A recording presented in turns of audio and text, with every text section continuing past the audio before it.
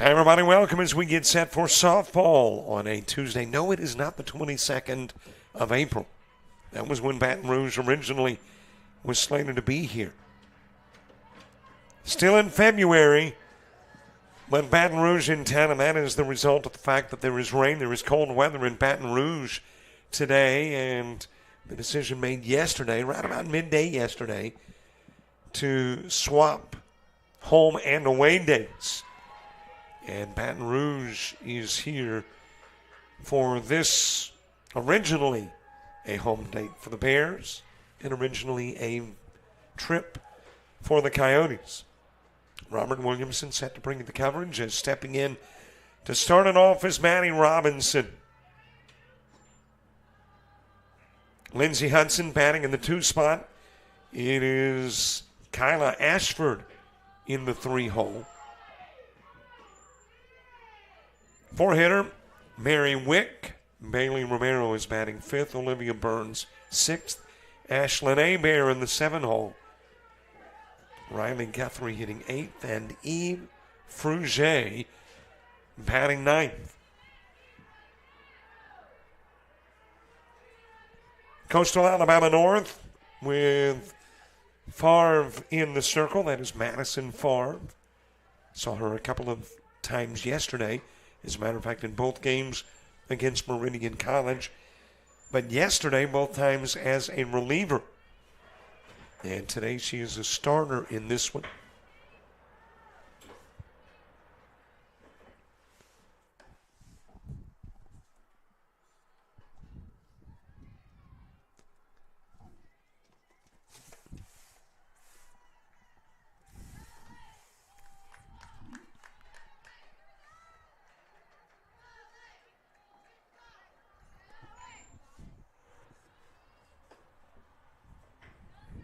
I wondered why things sounded a little odd to me as that one is shot towards left field, and there the catch will be made by Isabella Griggs. And Robinson with a fly out for out number 1. Well, I get here early. I've done all the prep. As a matter of fact, I had gear set up from yesterday, left it here, and then didn't realize I had never opened the window and stuck the live mic out the window. So took care of all of that. 6-3 goes to put out of Lindsey Hudson. But I'm sitting here going, why do things sound a little odd? Well, that was the reason. It sounded like I was in a barrel. Now it sounds normal. As stepping in is Kyla Ashford. Let's get that defense set for the Coyotes. Madison Favre in the circle. Destiny Holmes behind the plate. Rihanna Johnson at first. Second baseman Jade Allen. The shortstop is Alyssa Holmes. And at third, you'll find Jaqueta Williams. Isabella Griggs in left. Center fielder is Mary Grace Watley. Madison Freeman in right field. And hit by the pitch is Ashford. She'll go down to first. And there is a base runner aboard. 2 gone, runner on. Top part of inning number 1. On a good-looking day. Have a few clouds, had none yesterday.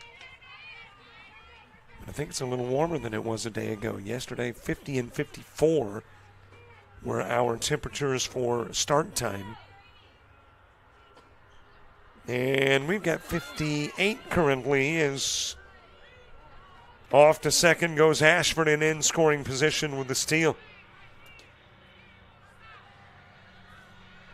So a little bit warmer this afternoon.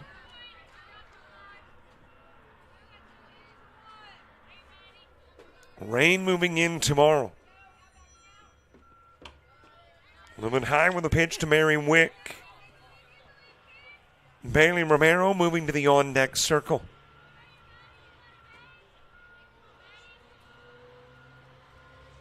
Here is the 2-1 farm pitch. It got the outside part of the plate. And the count will go even at 2.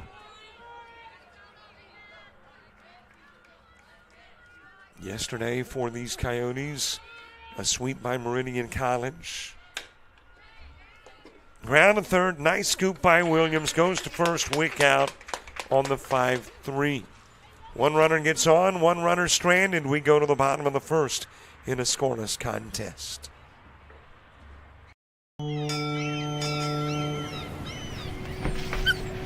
There once was a young coyote. You're fired. He found himself ill-suited for the jobs of the world. He struggled to compete in the corporate environment. Yeah, this isn't working out. And failed at the simplest of tasks. I think I'm gonna have to let you go. No matter how hard he tried, his coyote hands were just not meant for regular jobs. That guy is fired. Until one day, when he was hired for the perfect job. To become a mascot.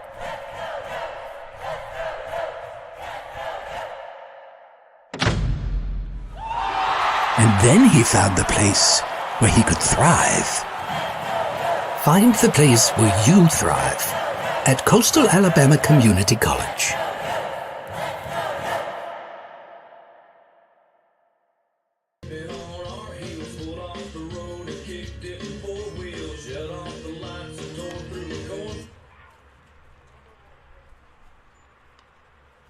Now batting number 3, NG Walker.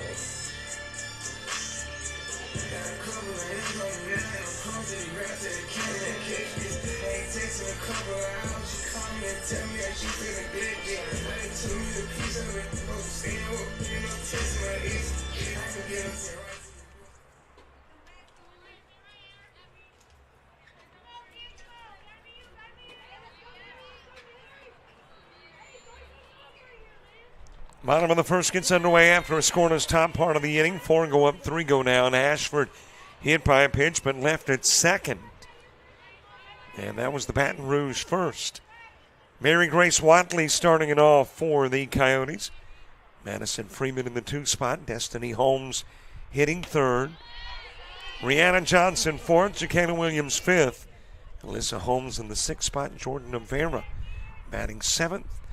Isabella Griggs hits 8th, and Jade Allen in the 9 hole. Bailey LeBeouf in the circle for Baton Rouge. Behind the plate is Riley Guthrie. At first, Mary Wick. Second baseman, Eve Fruget. Shortstop, Maddie Robinson. As this one is popped up, it will get out of play to the right side. Bailey Romero at third. Outfield of Kyla Ashford in left, Lindsey Hudson in center, and Ashlyn Abear is the right fielder. A foul tip right back into the mitt of Guthrie, and Watley will strike out for out number 1. Now batting number 9, Madison Freeman. So one away from Madison Freeman, Destiny Holmes to the on-deck circle.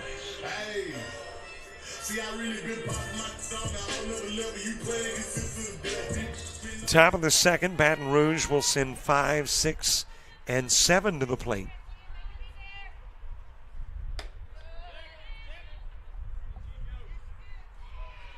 A check swing, and apparently Freeman went. An appeal down to first. And Blue confirming.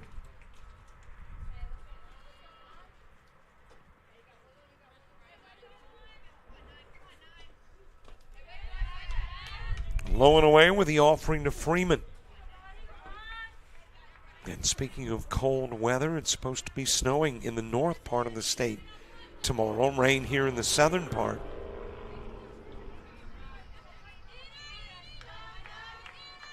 Unusual year. Wasn't it 2 or 3 weeks ago that we had 6, 8, some places 10, even 11 inches of snow? And I know here in South Alabama, at least where I live, we had not had snow accumulate on the ground since '93.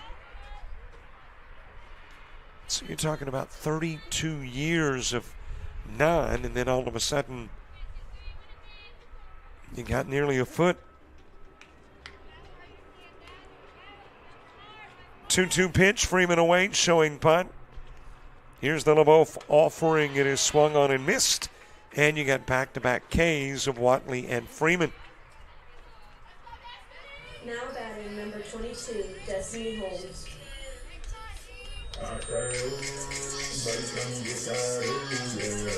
Destiny Holmes next. Rihanna Johnson to the on-deck circle. LeBeau with a couple of strikeouts of Watley and Freeman. And is already ahead on the count against Destiny Holmes.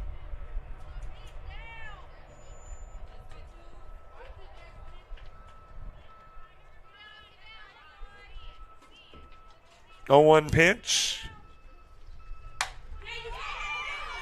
That is popped up to center field, and there the catch will be made by Lindsey Hudson. 3 go up, 3 go down. We have played 1, and we are scoreless, headed to the second.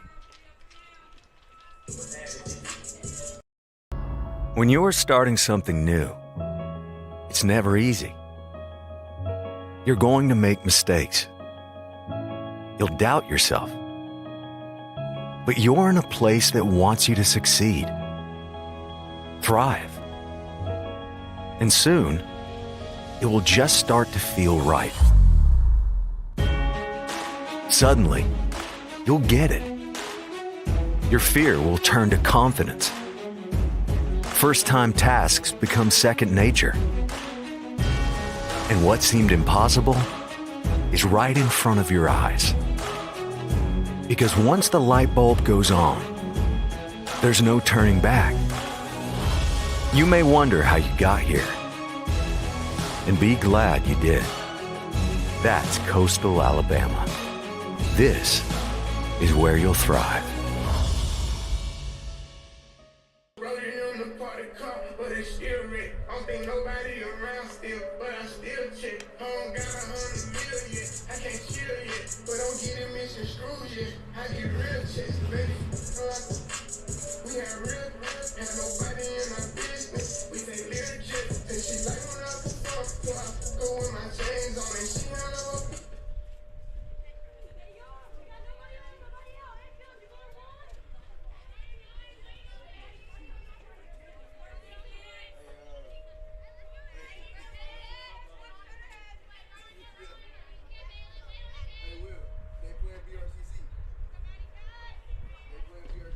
Pretty uneventful first inning. Had a hit batsman in Ashford who stole a base and got left at second. Otherwise, it was quiet in inning number 1.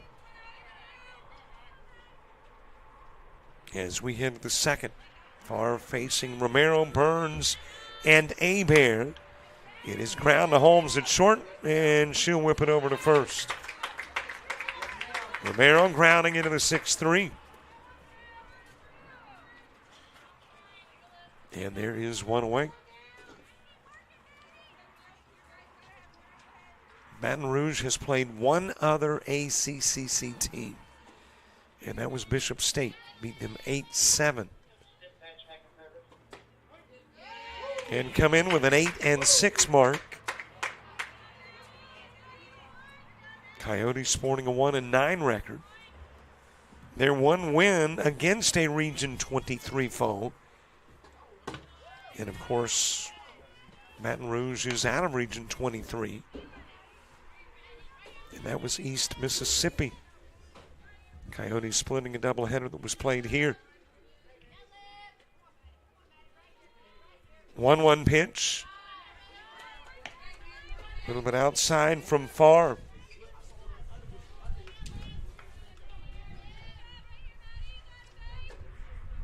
Madison Farr getting her 4th start of the year. It is her 5th appearance. She is 1-1. Has a couple of complete games, 16 1/3 innings of work. 27 hits given up, 21 runs, 15 earned, 6 walks and a strikeout. ERA of 6.43, and there's strikeout number 2 on the year for Farr. Able to get Burns for out number 2.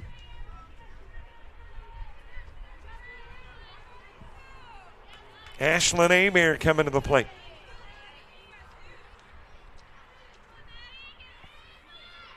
Riley Guthrie to the on-deck circle. Into the strike zone to Abear. Johnson, Williams, and Holmes been part of the order. 4, 5, and 6 for the Coyotes when you get to the bottom part of inning number 2. That had the corners charging in. Johnson and Williams. As showing bunt was Abear.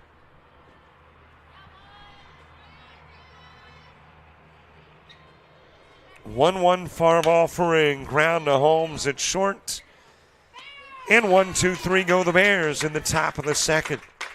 1.5 deep. We go to the bottom of the second. And to Johnson, Williams, and Holmes after the break.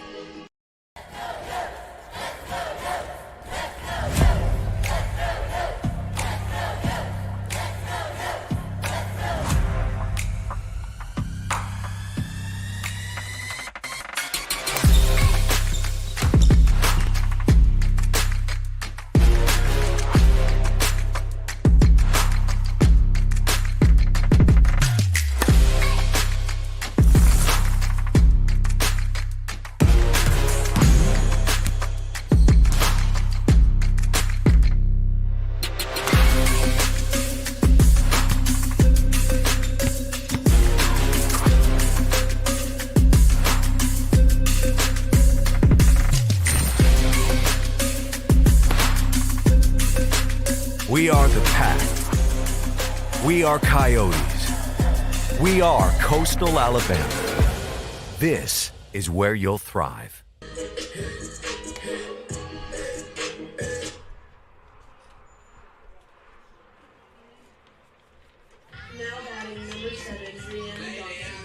A reminder to follow us Facebook, Twitter, Instagram, TikTok, Threads, and definitely subscribe to our YouTube channel. You are watching on YouTube, even if you went to our website to pick up game coverage. It is a YouTube media player. So if you will subscribe to our YouTube channel, it would just delight us to no end. I think we need 144 to get to 6,000. That's a February goal, 6,000 subscribers. High inside pitch to Rihanna Johnson as we get the bottom of the second underway.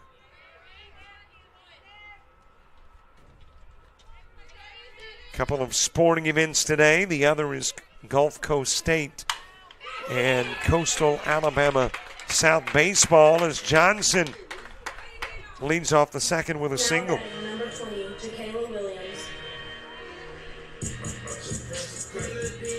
That one will get underway at 4 o'clock this afternoon.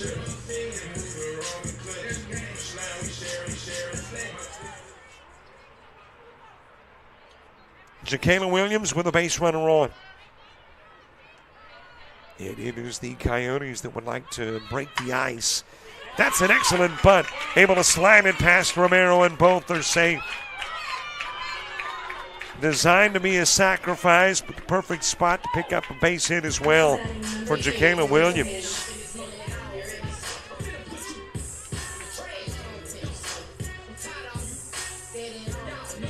So a couple of base runners on as Alyssa Holmes makes her way to the plate.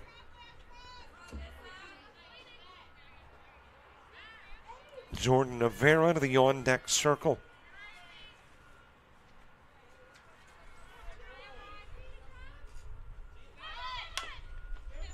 Another bunt. This one is bunted foul. Briley LeBeouf, the Baton Rouge pitcher, her 6th appearance, 2nd start. She is 2-1, has worked 8 2/3 innings. Given up 7 hits, 4 runs, all earned. The ERA at 3.23.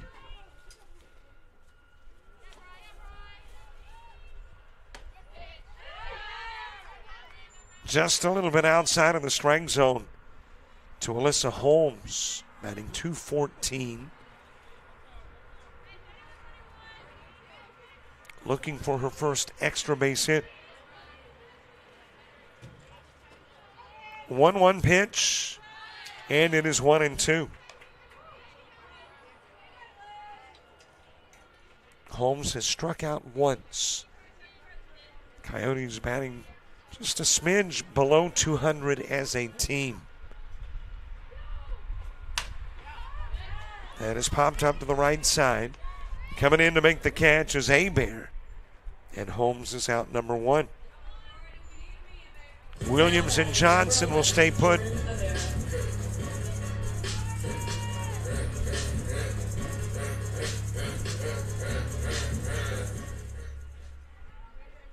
So one away for Jordan Rivera.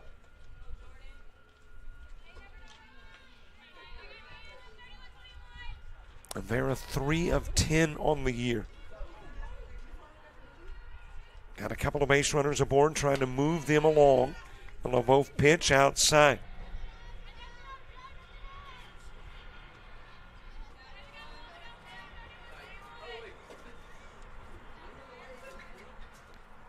Top of the third, Baton Rouge will send 8, 9, and 1 to the plate. That is lifted in the direction of Hebert in right field again. Is it deep enough to send Johnson? Nope, she will hold, and there's 2 gone after a pair of flyouts to Hebert. Now batting number 23, Izzy Griggs. So after the back-to-back base hits, it's now all up to Isabella Griggs to move runners over.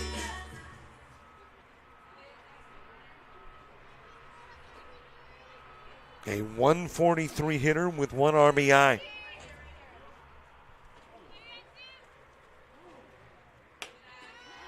High and away with the opening LeBeouf pitch to Griggs. Jade Allen on deck.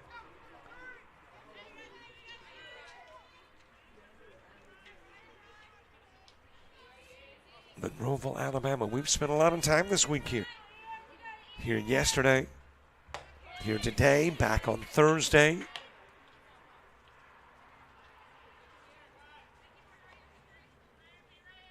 Also, baseball on Saturday in Bruton has been moved to Friday. That Bevel State Coastal North baseball game, originally a Saturday game, is now a Friday one. I don't think there has been a week since the start of softball and baseball that hasn't seen at least some change in the schedule. And we can blame all of that on Mother Nature. That is popped up to the left side. Kyla Ashford over to make the catch. And despite back-to-back base hits, it's still a scoreless bottom of the second.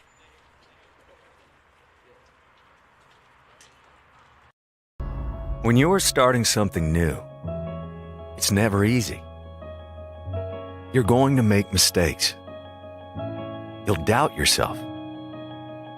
But you're in a place that wants you to succeed, thrive. And soon, it will just start to feel right. Suddenly, you'll get it. Your fear will turn to confidence. First-time tasks become second nature.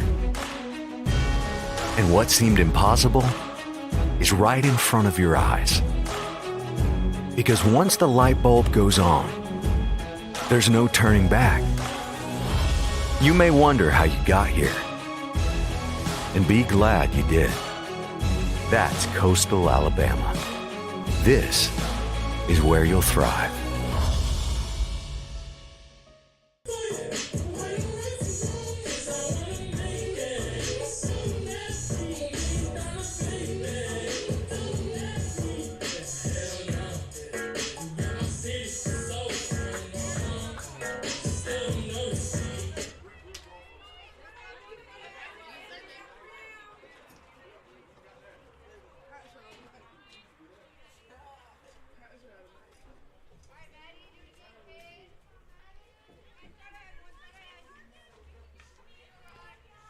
Top of the third, bottom of the order. Riley Guthrie starts it. Eve Rouge and the one-hitter Maddie Robinson due up in the inning, too.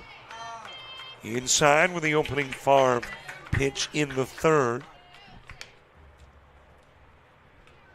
I guess the game is going to be a progression of things. Not much happened in the first. A little more happened in the second. And we'll see about the third, as that is ground to short off the man of Holmes. And that will make its way into center field, and Guthrie will get on. I don't know if Holmes throws out Guthrie, even if she fields cleanly. It was kind of hit deep to her right side. Left side, rather. My right. Guthrie, though, getting on. And unofficially, that is an E6. Eve Rouge stepping into the strike zone with the opening pitch to Rouge.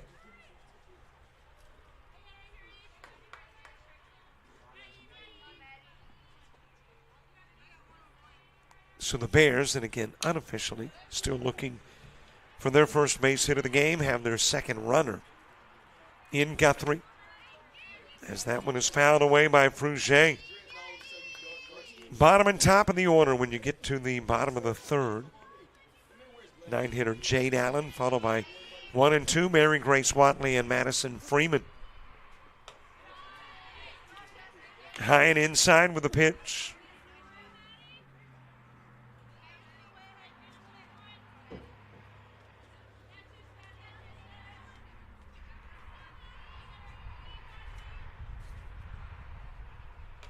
Just outside. Tomorrow, no sports on JockJive.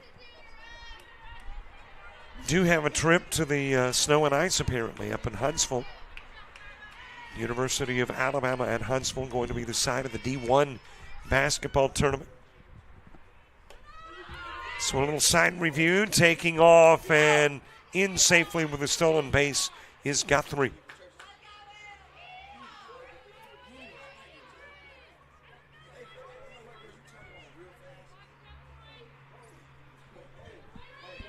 Eve Rouge with a full count.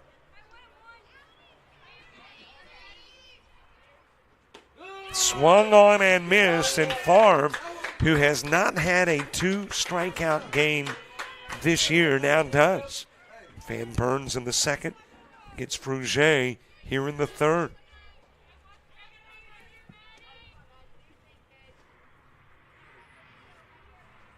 And there's one out for Maddie Robinson. Grounds to the third. Williams looking back to runner. Goes to first. Gets the out of Robinson on the 5-3. Guthrie will go to third.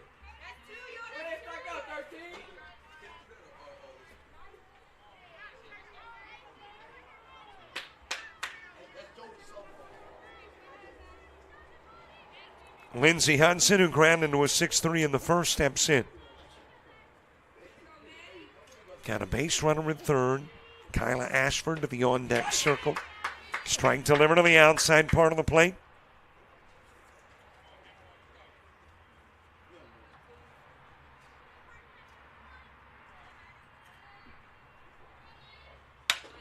Right back up the middle. That will ricochet off of Favre.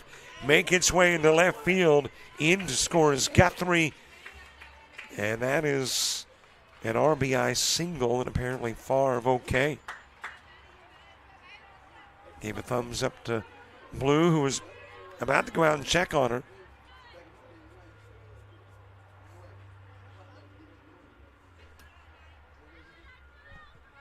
So an RBI single off the ricochet.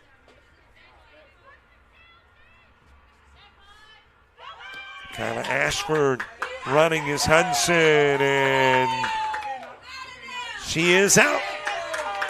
Nice throw down by Holmes, catching Hudson stealing. 1 run's in, though. Bears leading by a run as we head to the bottom of the third.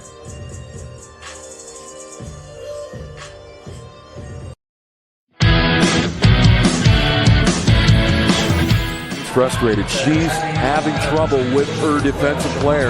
Look at this sweet pass behind the back for 2 on the assist.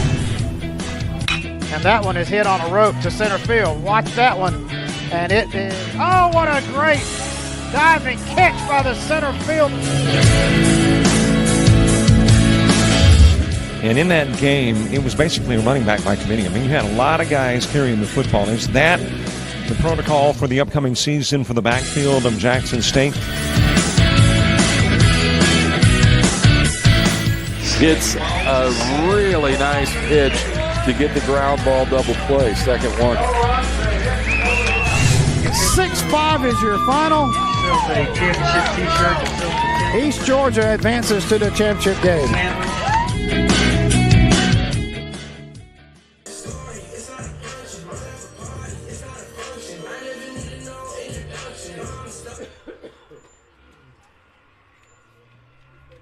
Now batting number 21, Jade Allen.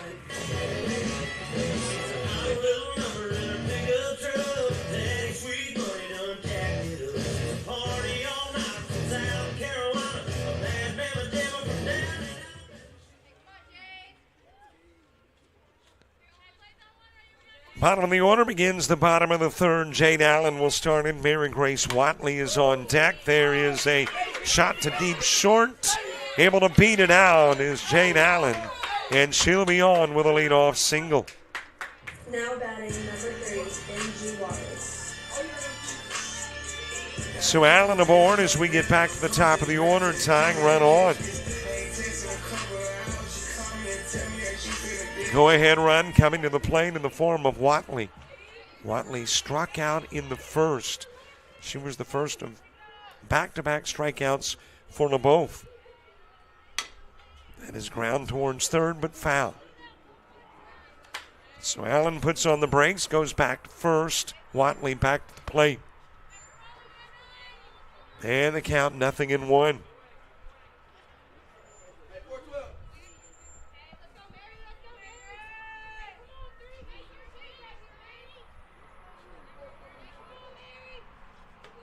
A little bit high and inside with a pitch.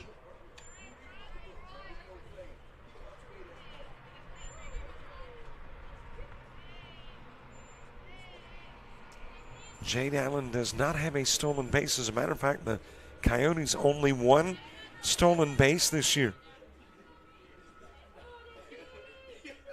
1-1 pitch. That is popped up. It'll be caught in center field by Lindsey Hudson.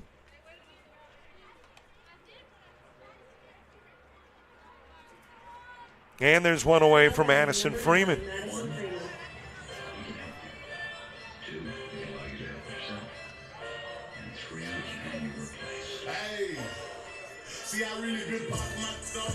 Freeman struck out in the first. Destiny Holmes to the on-deck circle.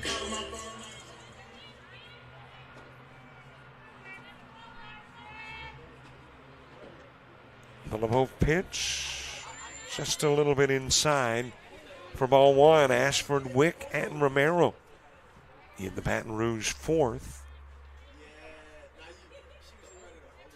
But the Coyotes hoping to have some runs before we get to the fourth inning. Down the middle to even the count.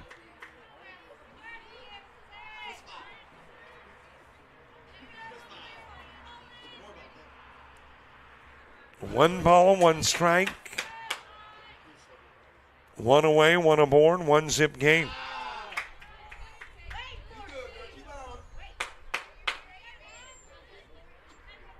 Similar uniforms, all black for both.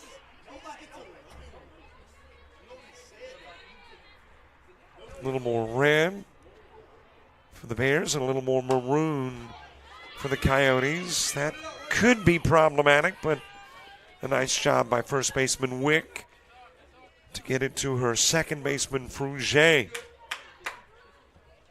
batting number 22, Destiny Holmes. So the put out goes 3-4 for out number 2. While Allen goes to second in the scoring position.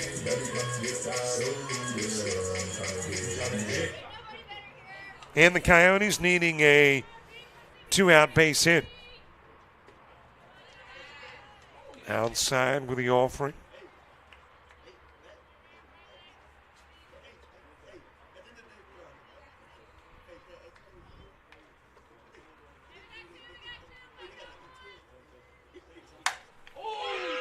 That is hit pretty well towards center field. It will sail over the head of Hudson.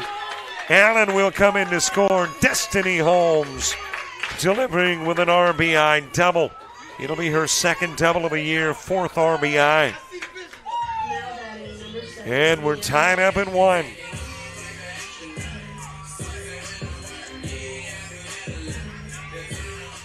And for Jade Allen, that is her third run scored. Turns it into a 1-1 game.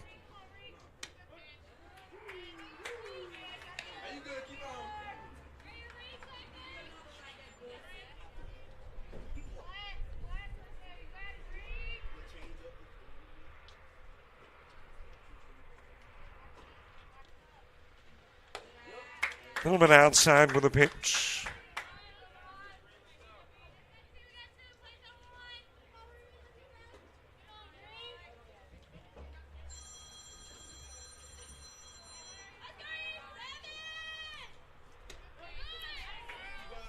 Brianna Johnson with a single in the second. That Holmes double is the fourth Coyote base hit of the game. Knots it up at 1 apiece. There's another base wrap, this one from Johnson. Quick scoop in left by Ashford, limiting Holmes to a bag at third. And Johnson will get her second base hit of the game.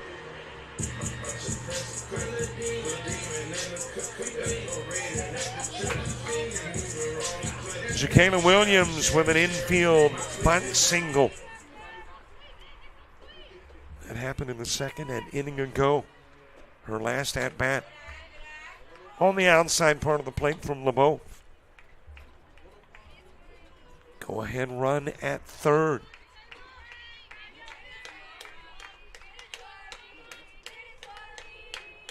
Alyssa Holmes is on deck.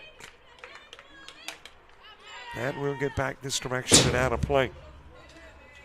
And a couple of strikes on Jacayla Williams.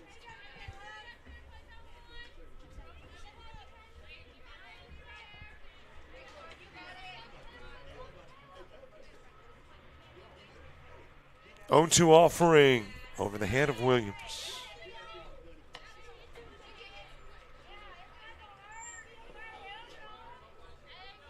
Williams hitting .222, 4 of 18 coming into the day with 1 RBI.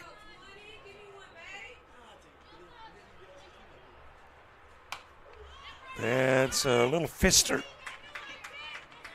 Diving from behind the plate, Guthrie trying to make the catch and couldn't. Williams will come back to the plate with another 1-2 offering from LeBeau.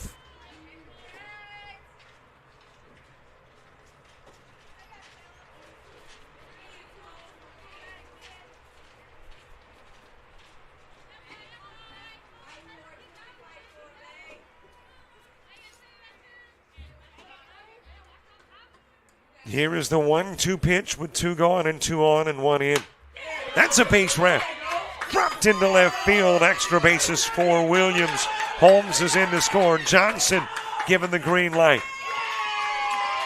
Williams with a double that drives in 2.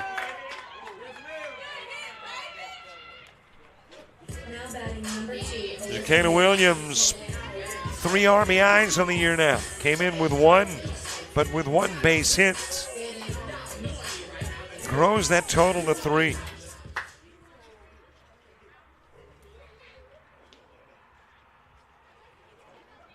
And the Coyotes take their first lead of the game.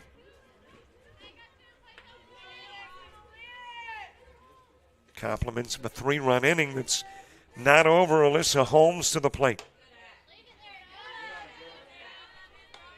Holmes taking a pitch outside.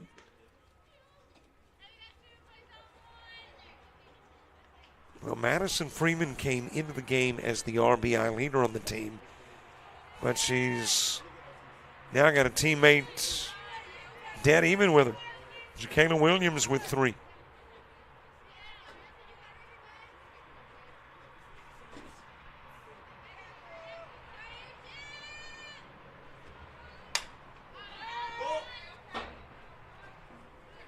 Fouled away by Holmes. Jordan Rivera to the on-deck circle. Ashford, Wick, and Romero. When you get to the top of the fourth, popped up, foul territory.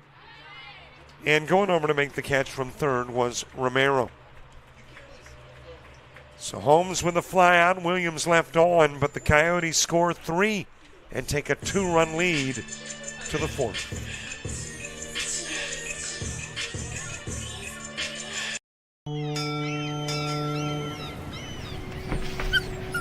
There once was a young coyote. You're fired. He found himself ill-suited for the jobs of the world. He struggled to compete in the corporate environment. Yeah, this isn't working out. And failed at the simplest of tasks. I think I'm gonna have to let you go. No matter how hard he tried, his coyote hands were just not meant for regular jobs. That guy is fired. Until one day, when he was hired for the perfect job. To become a mascot.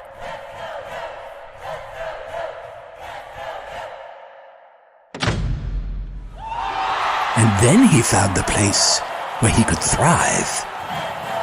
Find the place where you thrive at Coastal Alabama Community College.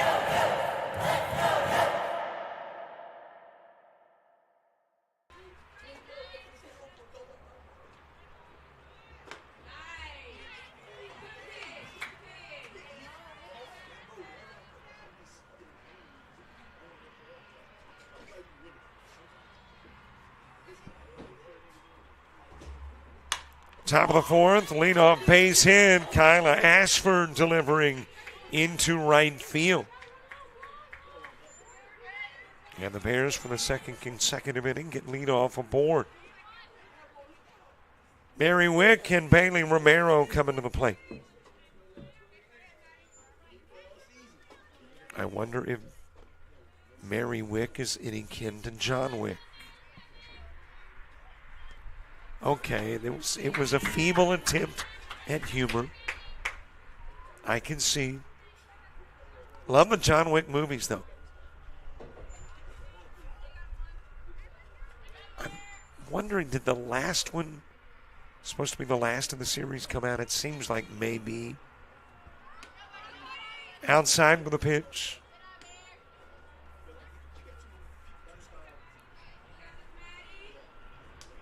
Mary Wick ground into a 5-3.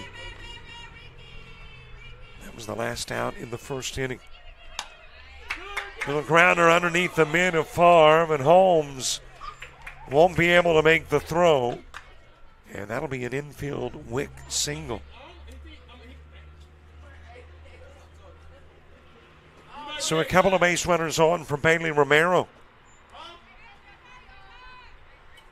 And just like that, the Bears threatening to overtake that 2-run lead. Nobody gone. Bailey Romero ground into a 6-3 in the second. A little bit outside with the pitch. Showing bunt, having Williams and Johnson coming in from the corners. Olivia Burns on deck.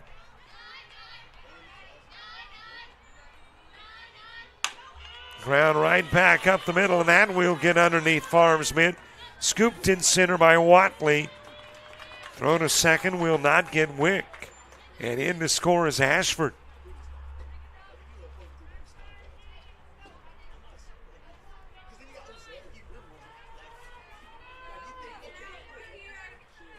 It is a 1-run game. After back-to-back base hits and nobody out here in the top of the fourth. Burns showing bunt, sends it foul.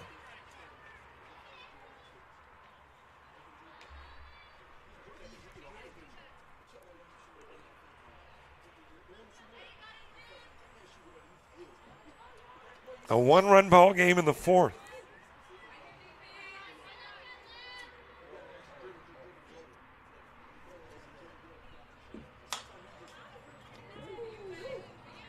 A good thing Ashlyn Hebert, the on-deck hitter, is wearing a helmet and paying attention. That one got her direction quickly.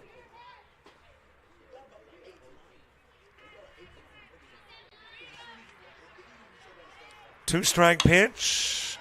There's another shot right up the middle. Rounding third, Wick coming home. She'll get tagged out. What a throw from Mary Grace Watley in center.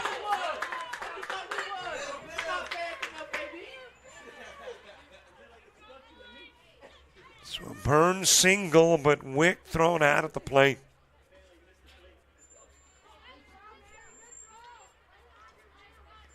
Romero will advance to third, Burns to second.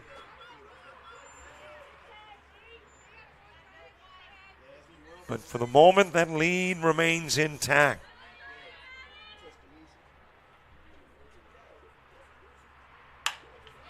There is about the fifth shot in the inning to center field. Hebert driving in Romero.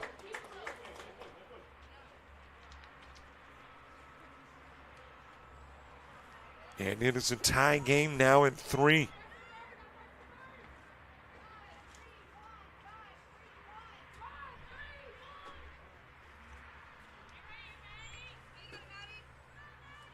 Still just a single out, Riley Guthrie to the plate. Guthrie reached on an E6, stole a base, came in and scored the first Bear run in the first inning. Came in on the Hudson single.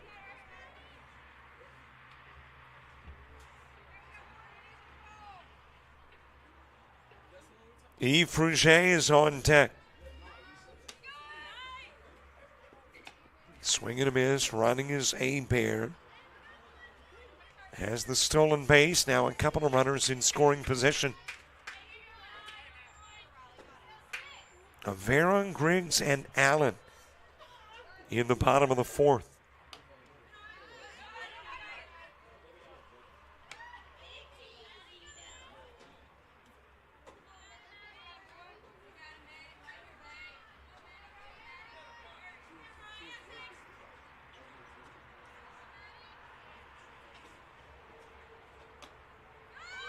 A little bit outside with a pitch to Guthrie.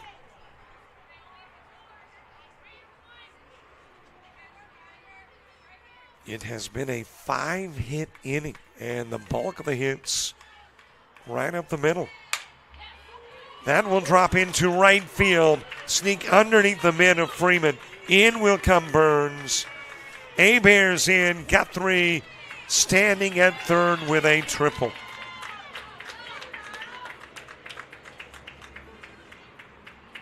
So a 2 RBI 3-bagger.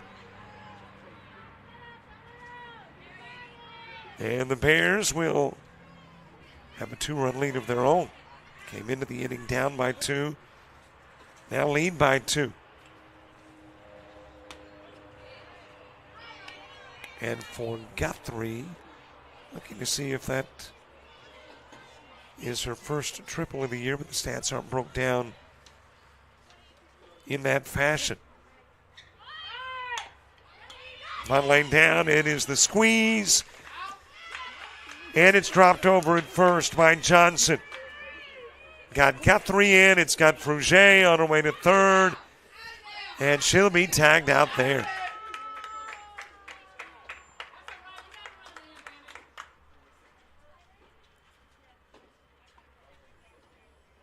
So Fruget getting the RBI. And now, at least at the moment, Fruget holding at third.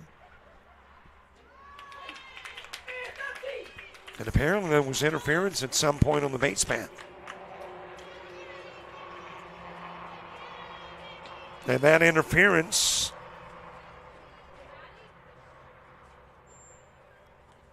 kept Fruget from getting to the bag safely. So after discussion, It is ruled the interference prohibited her getting to the bag. She will be allowed to stay at third. Got 3 in. And it's a 6-3 game.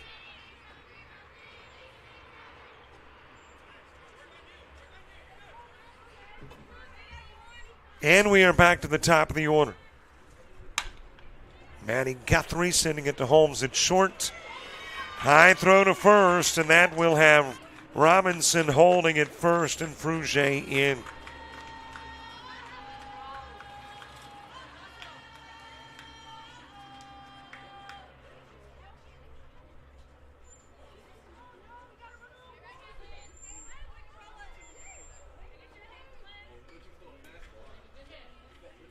Lindsey Hansen to the plate. And that will sneak past Allen. So the Coyotes struggling with errors here in the fourth. That is the third in the inning.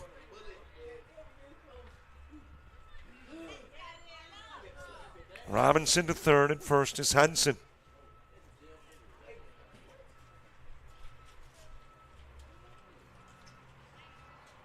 And it is a 7-3 game as Coyotes meet in the circle.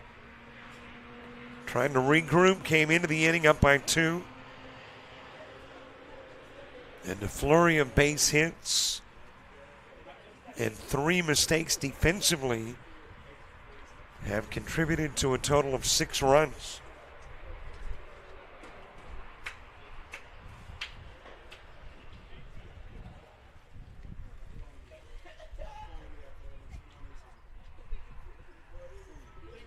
And let's see what change Coach Childress is making. She's speaking with the official. Looks like Favre is staying. And it apparently is Allen coming out. Delana Peters checking in. And we're going to have a pitching change as well, with Jordan Avera stepping into the circle. The change and the Favre numbers when we return.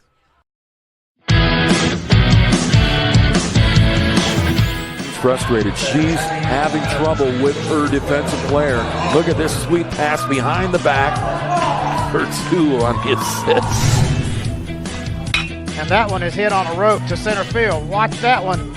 And it is, oh, what a great diving catch by the center field. And in that game, it was basically a running back by committee. I mean, you had a lot of guys carrying the football. Is that the protocol for the upcoming season for the backfield of Jackson State? It's a really nice pitch to get the ground ball double play. Second one. 6-5 is your final. East Georgia advances to the championship game.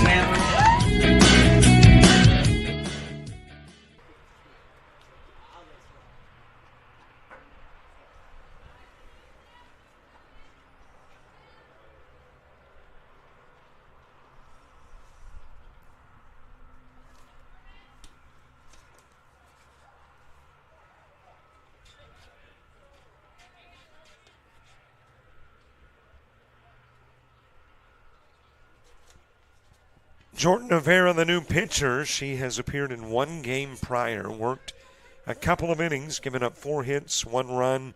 It was earned, a walk, no strikeouts, a .350 ERA. Going to second on the pitch is Hudson. And you've got a couple of base runners in scoring position, as we are back to the lady who started off the inning, Kyla Ashford. That is ground foul in the direction of third.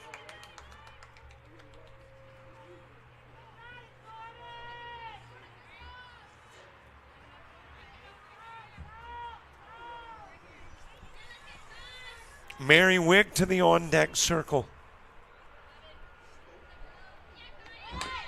It is bunted down the third baseline, but foul.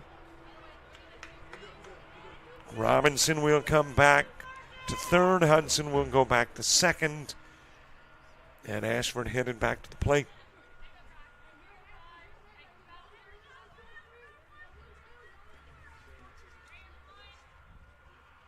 Coyotes trying to stop the bleeding. 6 have scored, 2 are on. That is hit to deep short.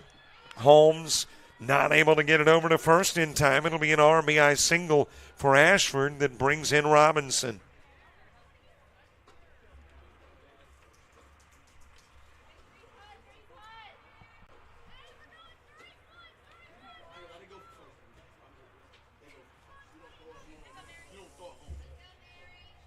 The numbers on Madison Farm. She worked 3 1/3.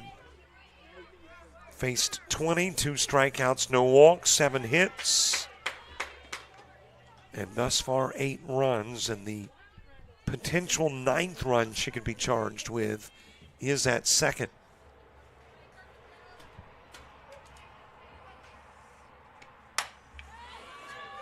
That is lifted high into the air towards left center field. And it will hit at the base of the fence. Hudson coming in to score. Ashford on her way to third. And trotting into second is Wick with a double that drives in another run.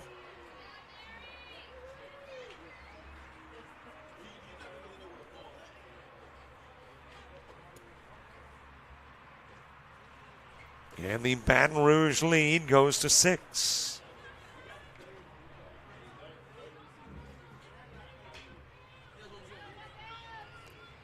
Bailey Romero is next. Romero with an RBI single and a run scored earlier in the inning. Ground into the 6-3 in the second.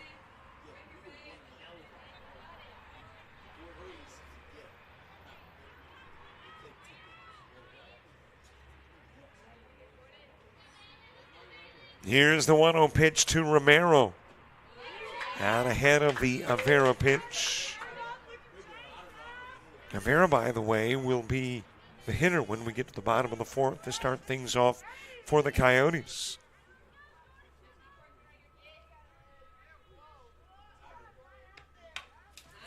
Fouled back to the screen by Romero.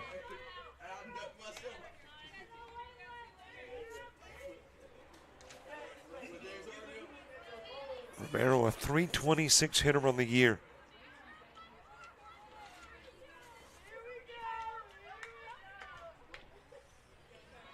1-2 pitch. In towards right field, but it is right to Madison Freeman. It does bring in the run, though, as Ashford will score from third on the Romero sacrifice. Her second RBI, and now nobody covering the plate. And that allows Wick to come in.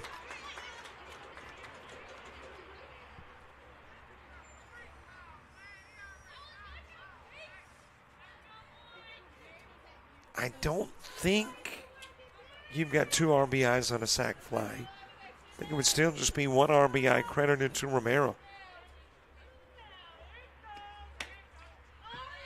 But 2 runs come in. And the lead now 8, and we all know that's a problematic number. When you get to the 5th inning, you do not want to be down by 8. Crown to third, Williams has it over to first.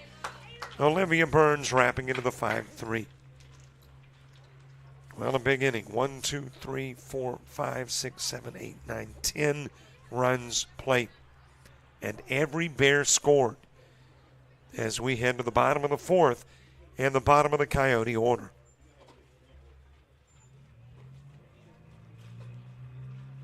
The University of Alabama Online, where legends log in. A tradition of excellence. Decades of experience in distance learning. Empowering students of all ages. More than 90 degree and certificate programs to advance your career. UA Online. Flexible, affordable, legendary. Let your computer be your campus. Visit online.ua.edu.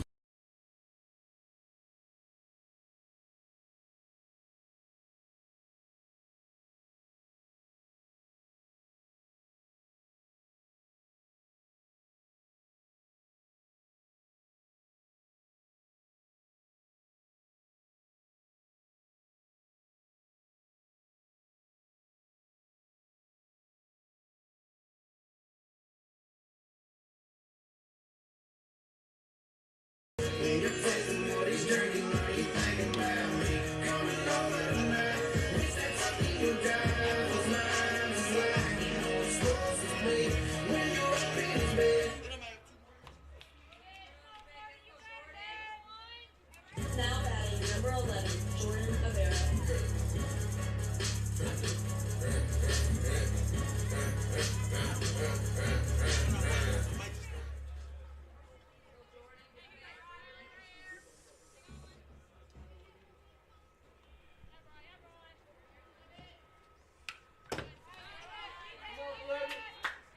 Bottom of the fourth, Jordan Navarro will start it.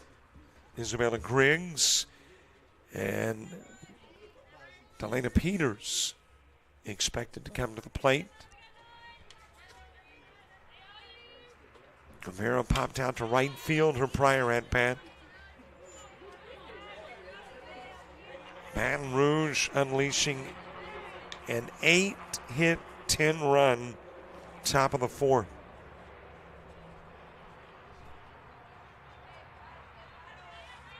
And the Coyotes, who had the lead by 2 going into the inning, now find themselves down by 8, trying to get it first of all inside the 8.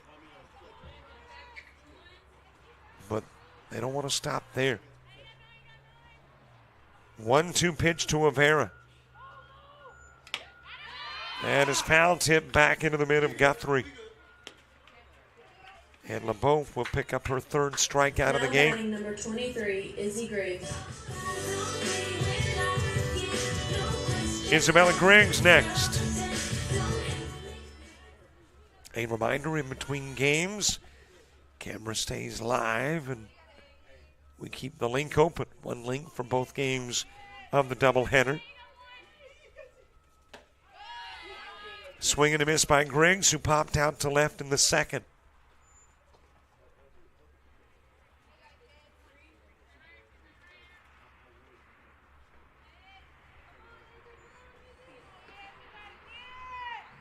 Oh, 1 LeBeau pitch. Popped up. Foul territory, but there's plenty of time for Ashford to get over and make the catch for out number 2. Now batting number 14, Delana Peters. Delana Peters next. Peters, a 111 hitter, a couple of hits in 18 at-bats with an RBI, a walk, and a pair of strikeouts.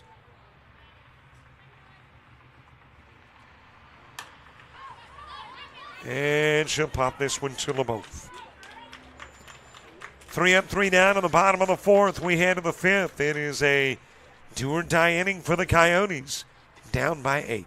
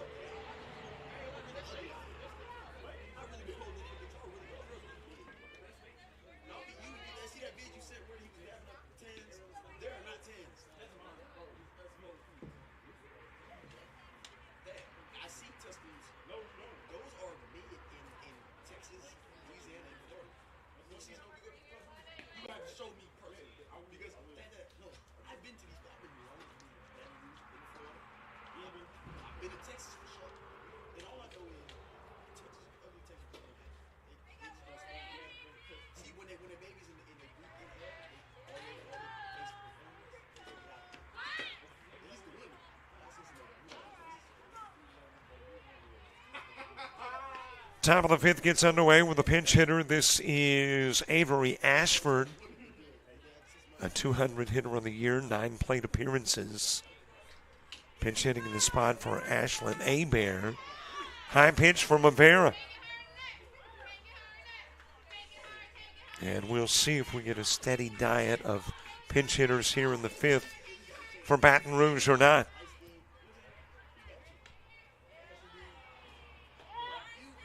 Into the strike zone on the count 2-1. Avera, who came into the game in the fourth,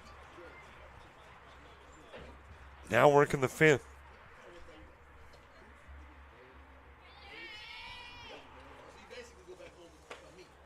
Low and away with the offering, 3-1.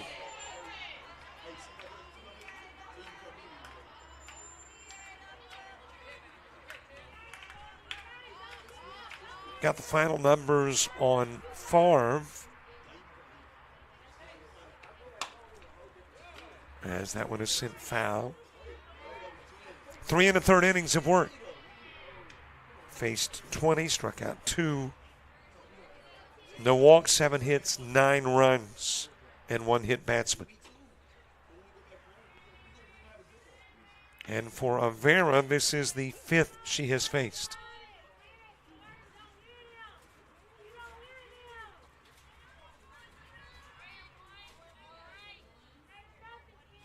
Baton Rouge back-to-back innings with leadoff aboard.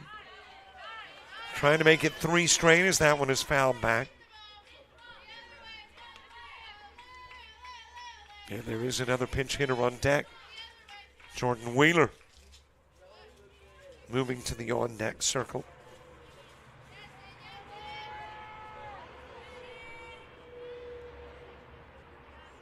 Payoff pitch, ground foul.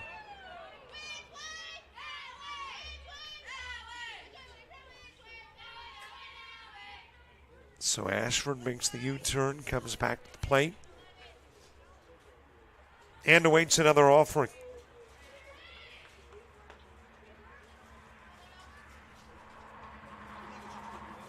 Coyotes in the bottom part of the inning will have the top of the order coming to the plate. Low and away with a pitch and a free pass for Ashford to first. That is the first Coyote walk of the game.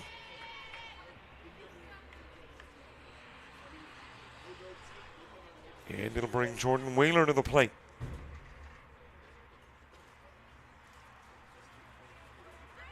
Wheeler has appeared in 10 games, 29 at-bats. 207 hitter.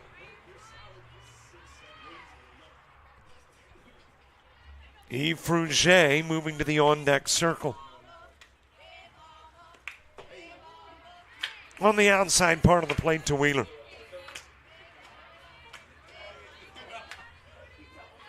At the moment, the hole is only 1 run deep from the perspective of if you are the Coyotes trying to get to the 6th inning, you just need a run.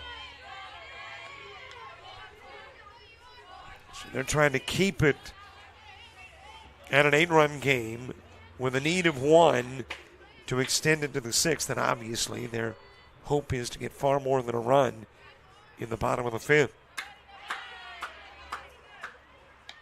1 ball, couple of strikes on Wheeler.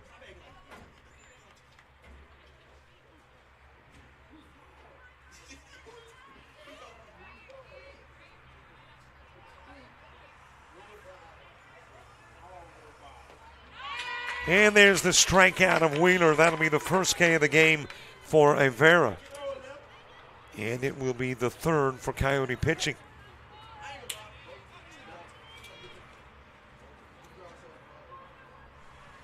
So 1 out, Yves Rouge next. Rouge struck out and reached on an error. Came in and scored a run as well. And in the process of reaching on the error, her sacrifice brought in a run. It was a bunt. As running is Guthrie, and she'll get into second with a stolen base.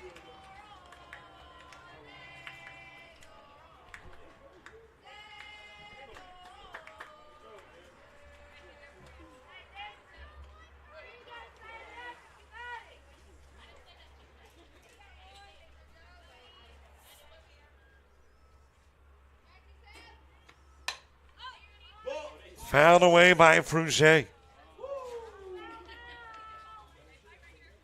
that will roll across the parking lot and find a nice, cool, shady spot underneath the truck.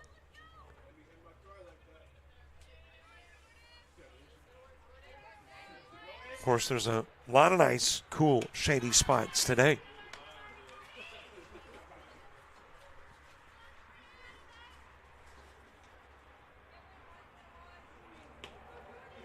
Top of the order is on deck. And as I mentioned, top of the order starts the bottom of the inning. Count runs full, 3-2. After today, Bears head to Texas, Port Arthur, to take on Lamar State and Kilgore. Coyotes head to Mississippi. Popped up in front of the first base dugout, and Johnson will go over and make the catch.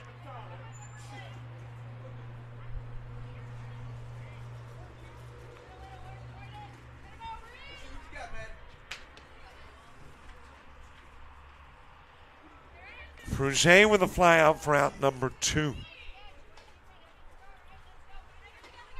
As Maddie Robinson makes her way to the plate. 0 for 3 in the game. This one is hit to left field, but it is right to Isabella Griggs. Coyotes needing a run in the bottom of the 5th to extend the game to the 6th, looking for more when we return. When you're starting something new, it's never easy. You're going to make mistakes. You'll doubt yourself. But you're in a place that wants you to succeed, thrive. And soon, it will just start to feel right. Suddenly, you'll get it. Your fear will turn to confidence. First-time tasks become second nature. And what seemed impossible is right in front of your eyes. Because once the light bulb goes on, there's no turning back. You may wonder how you got here. And be glad you did. That's Coastal Alabama.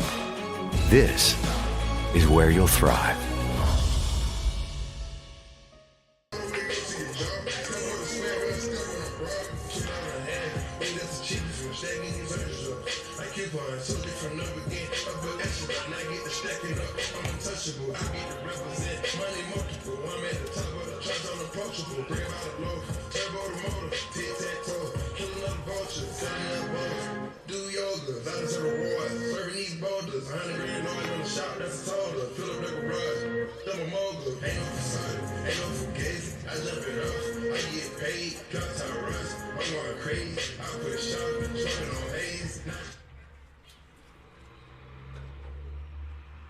Now batting number 3, NJCAA.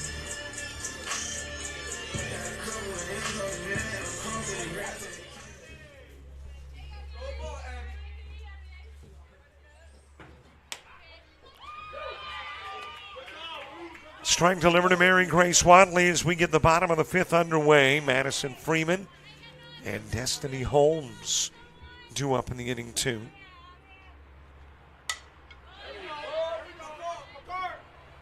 Couple of strikes on Watley. Got a brand new pitcher in the circle for the Bears, and that new pitcher is Abby Burrell.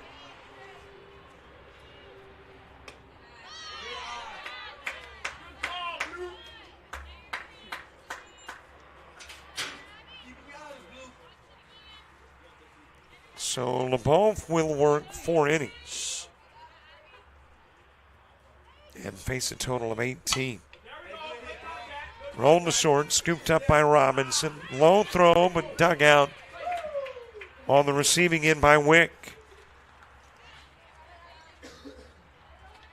Now batting number 9, Madison Freeman. Rest of the LeBeouf numbers. She will strike out 1, 2, 3. Did not hand out a walk, gave up a total of 6 hits, allowed 3 runs.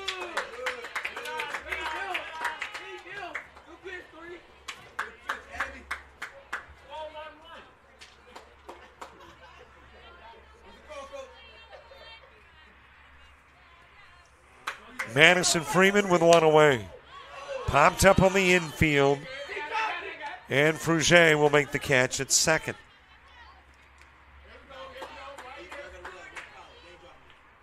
Now batting number 22, Destiny Holmes. And in a 1 hour, 17-minute game, Coyotes are down to their last at-bat if they don't produce a run. Destiny Holmes 1 for 2 in the game. Lifts that one out of play.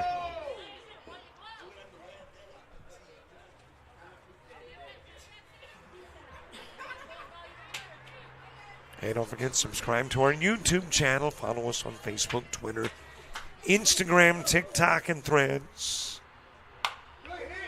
As that is lined to third, and the catch made by Romero. And that is your opening game. Mercy rule kicks in and wraps it up after 5. So 1 game in the books.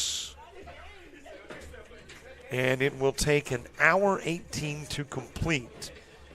And wraps up at 2:18, which means approximately a 2:48 start time for game number 2. That is an approximate start time. There are your numbers. 9 hits, no errors for Baton Rouge, 11 runs, 10 of which came in the 4th.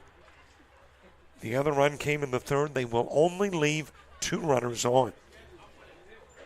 Coastal North with 6 base hits, 3 stranded, 4 errors, and all 3 of their runs came in the 3rd. So for the Coyotes, it is now a 1-10 mark. And for Baton Rouge, 9-6 on the year. Game 2 at about 2:48. We'll see you then. We'll leave the link live and the camera open and be back in a half hour.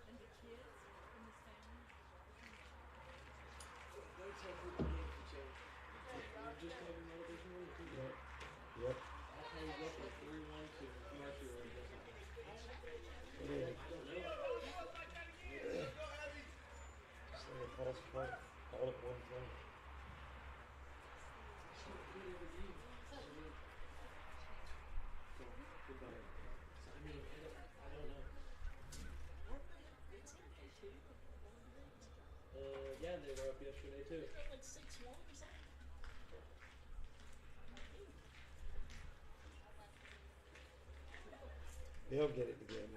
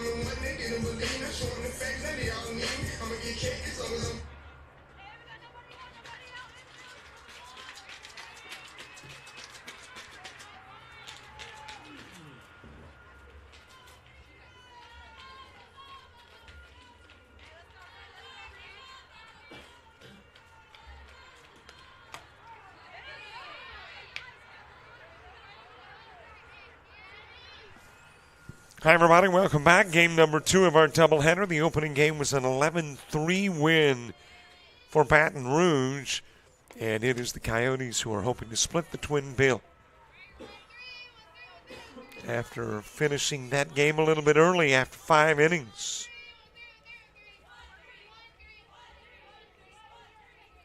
And here we go with game 2 of the doubleheader. Lindsey Hudson starting it off for Baton Rouge. Kyla Ashford is the 2-hitter. Maddie Robinson batting 3rd. Merriwick 4th. Bailey Romero is the 5-hitter. Olivia Burns hit 6th. Ashlyn Hebert 7th. Riley Guthrie is the 8-hitter. And Kennedy Kelly batting in the 9th spot.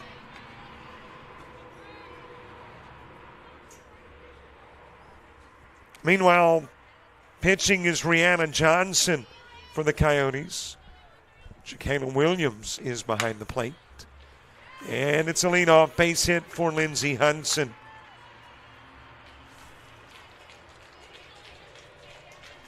So a runner aboard. Destiny Holmes at first. Second baseman Jade Allen. The shortstop is Alyssa Holmes. And at third, Delana Peters. Isabella Griggs in left. Center fielder is Mary Grace Watley. And in right field, Madison Freeman.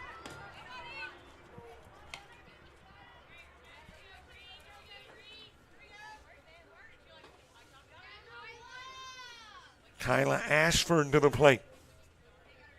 It was 1 inning that spelled the difference in the opening game, and that was that 4th inning. We went into the top part of the 4th with the Coyotes up by 2. We came out of the inning with the Bears up by 8. And that was the margin of victory.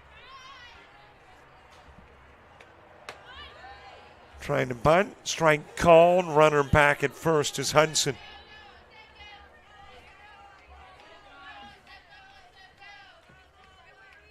Gorgeous afternoon, temperatures in the upper 50s to lower 60s. As a matter of fact, we have hit precisely 60 in Monroeville.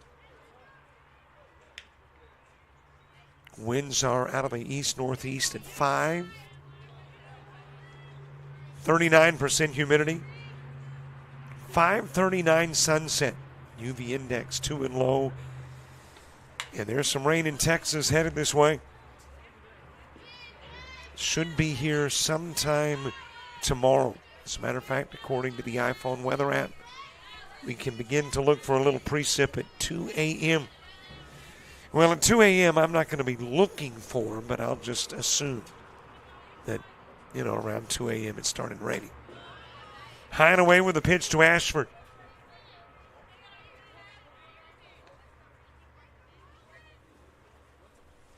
Count is even at 2. Couple of balls, couple of strikes. Low pitch taking off as Hudson. She's in with a stolen base.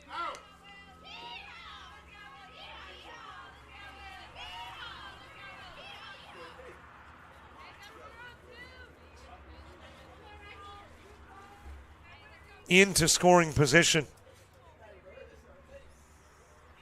Johnson's offering. It is high and a walk given to Ashford.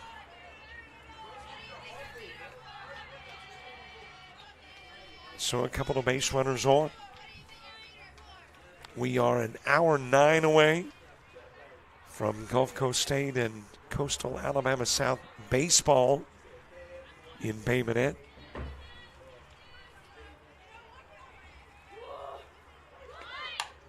Bunt laid down by Robinson. Well, a great job by Allen just to bring in that high toss.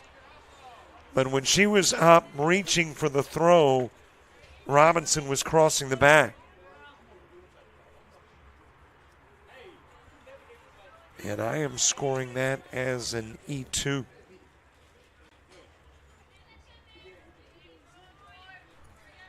And the bases loaded, nobody gone.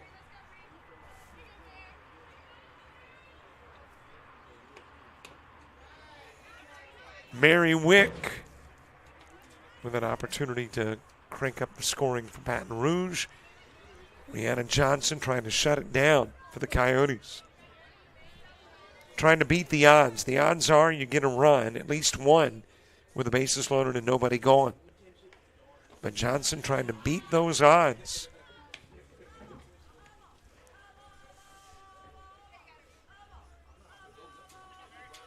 Maybe she could bring us something I don't think I have seen in a game I've called, and that is a softball triple play.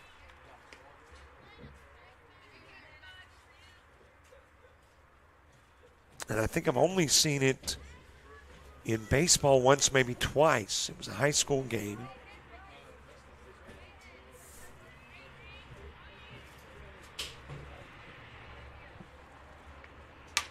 That is floated towards right field.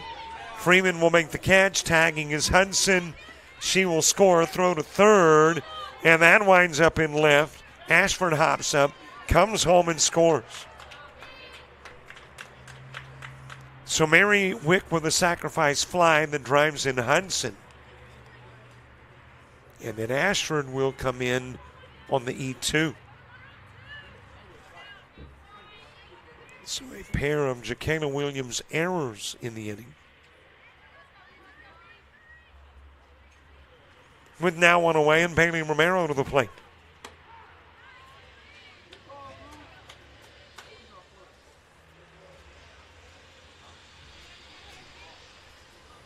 Robinson, your lone base runner at second. A little bit outside with the pitch. Olivia Burns to the on-deck circle.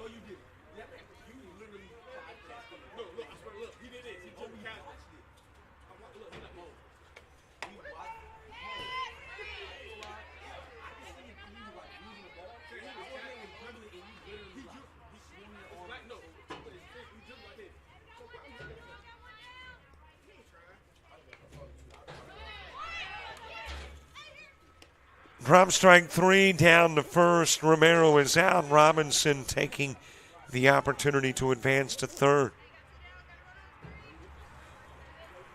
And there is two away.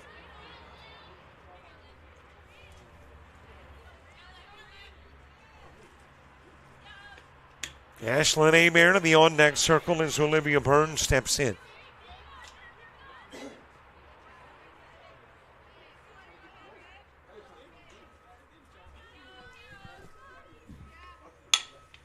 That is ground toward short. Holmes has got it, goes to first with the throw. And the catch will be made for out number 3. So Burns wrapping into the 6-3. One runner stranded, 2 runners in as we head to the bottom of the first.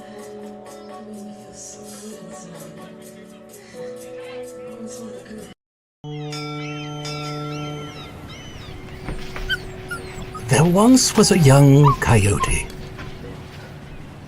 You're fired. He found himself ill-suited for the jobs of the world. He struggled to compete in the corporate environment. Yeah, this isn't working out. And failed at the simplest of tasks. I think I'm gonna have to let you go. No matter how hard he tried, his coyote hands were just not meant for regular jobs. That guy is fired. Until one day, when he was hired for the perfect job. To become a mascot.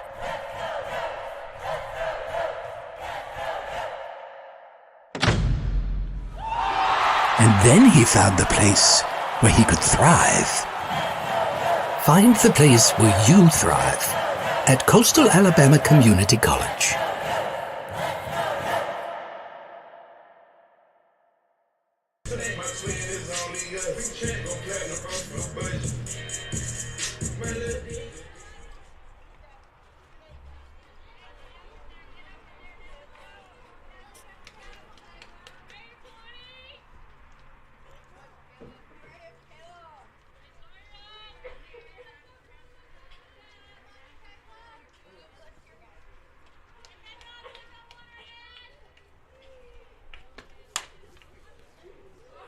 Bottom of the first, JockJive Williams starting it off.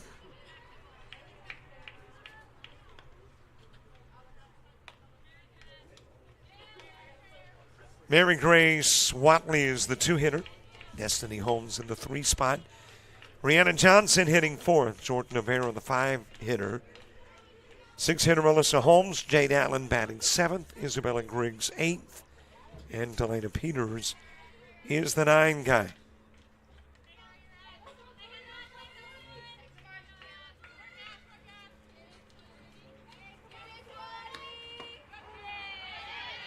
Strike delivered to Williams. Ashton Duhan is getting the start in the circle for Baton Rouge. Behind the plate, Riley Guthrie. Mary Wick at first. Second baseman, Kyla Ashford. And short, Kennedy Kelly. And the third baseman is Bailey Romero. In the outfield, Maddie Robinson in left. Center fielder Lindsey Hudson. Ashlyn Abear in right. And there's a base rip from JockJive Williams. So Williams on with a single.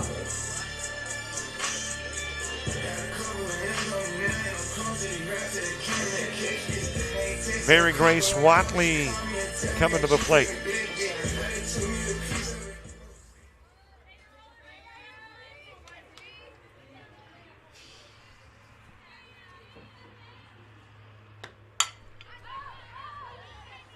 Popped up, and that will drop. Maddie Robinson was not able to pick it up in the sunlight, but hanging around first was Williams, thinking it might be caught, and winds up being the out at second.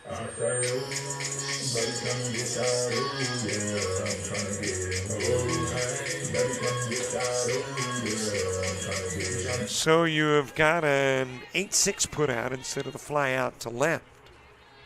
And gets the lead runner. And leaves the runner at first for Destiny Holmes.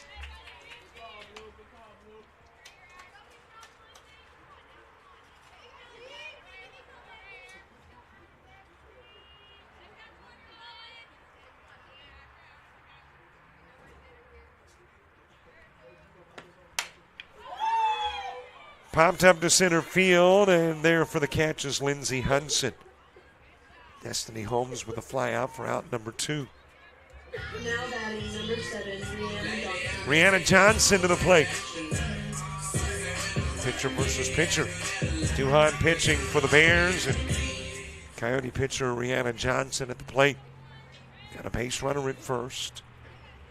Bottom of the first, Coyotes trying to get on the board after 2 Bear runs played in the top part of the inning. Top of the second, Abear, Guthrie, and Kelly for Baton Rouge.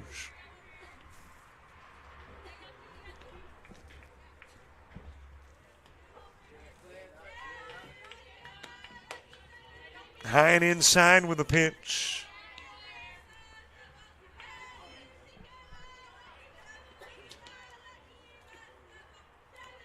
Jordan Avera moving to the on-deck circle.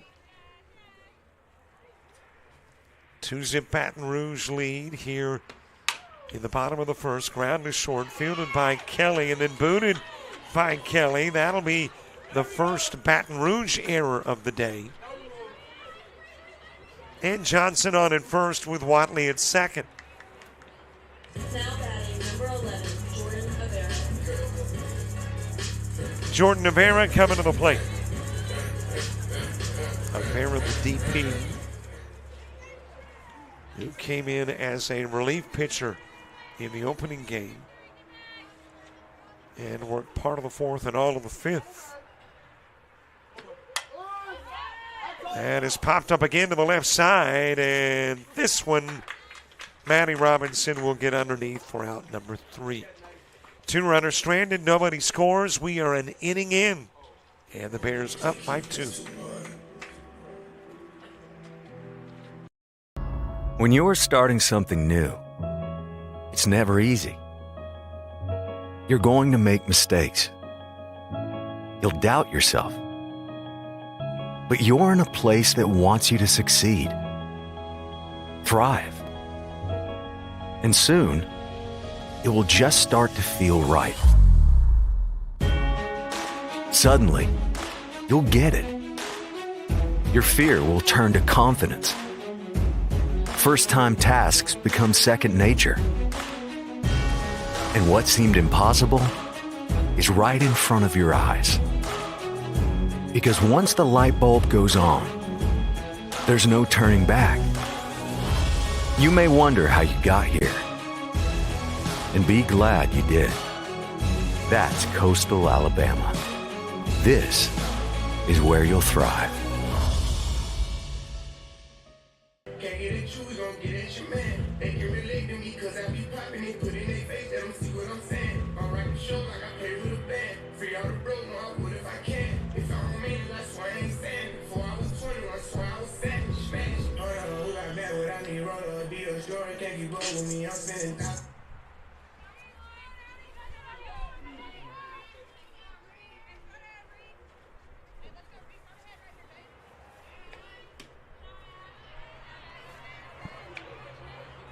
Top of the second gets underway. Ashlyn Abear starts, and Riley Guthrie and Kennedy Kelly due up in the inning 2.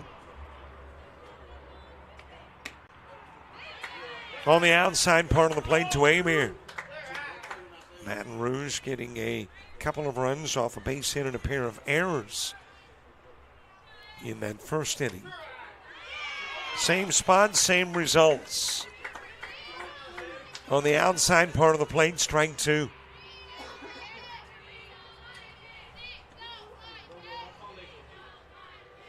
Here's the 1-2 offering.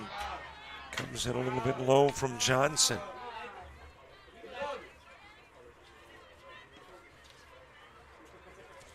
The Johnson numbers on the year. She's appeared in 5 prior games. This is her 6th appearance. Roll to third. Peters has it. 2 first with the throw. Abear out on the 5-3.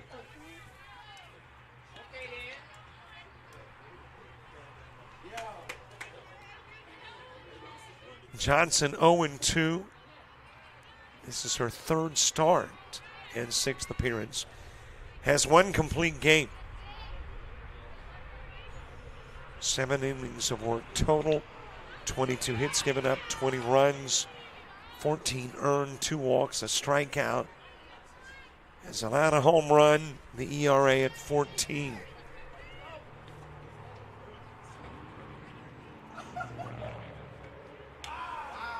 Outside with the pitch to Guthrie. Kennedy Kelly to the on-deck circle. Kelly is the only Bear playing in Game 2 that we did not see of the starters in Game 1. Check swing, able to reach over and backhand is Holmes. And there's 2 away.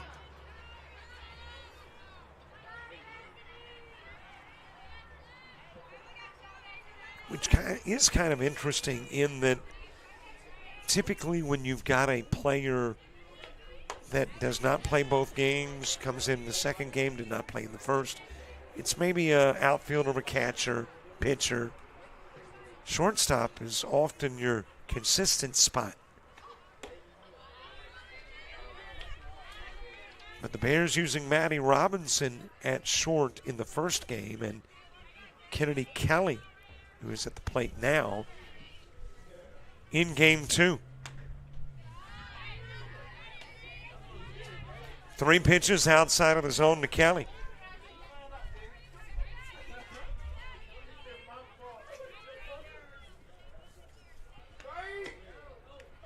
And that's low. Free pass to first for Kelly. That'll be walk number 2 issued by Johnson. And Lindsey Hudson coming to the plate.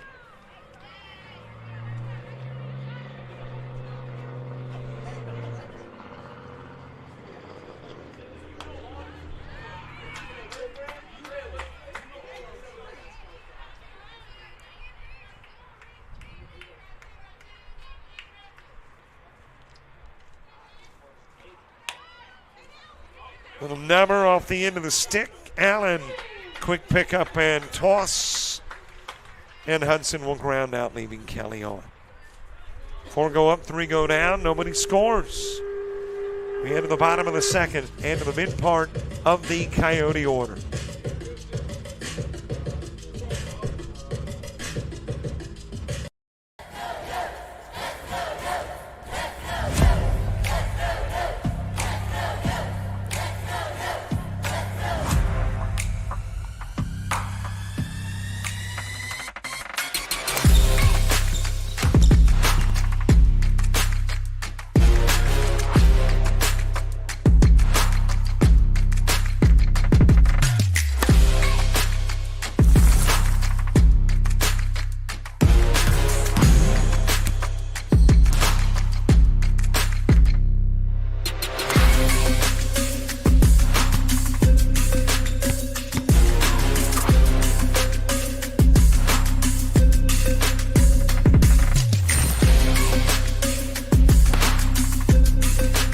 We are the Pack. We are Coyotes. We are Coastal Alabama.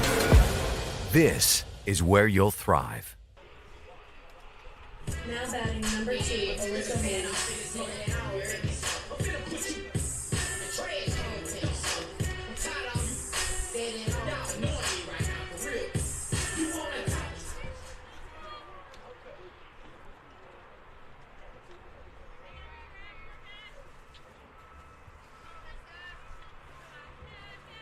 Bottom of the second, Alyssa Holmes starts it. Jade Allen and Isabella Griggs due up in the inning 2. The Duhan pitch a little bit outside.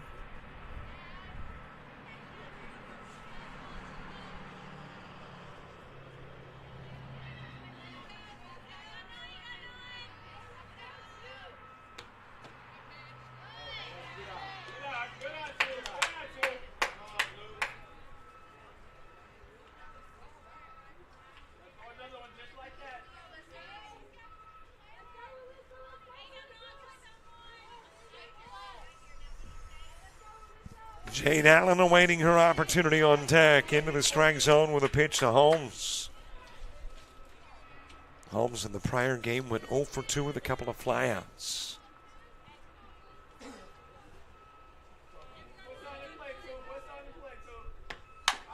And it's chopped up the middle, and it will ricochet off Duhan.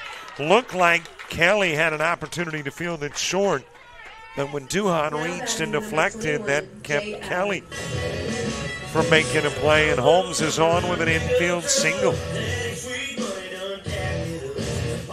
Back-to-back innings in which the Coyotes has put leadoff aboard.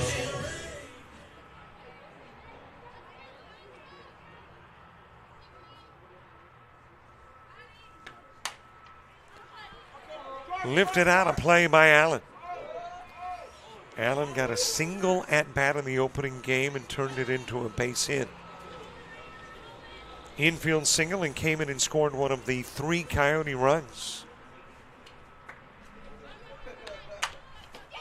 Bunt laid down, throw to first, and that's going to misfire off of second baseman Ashford.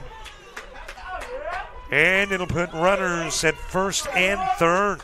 Now batting number 23, Izzy Griggs. And that'll be charged as an E5.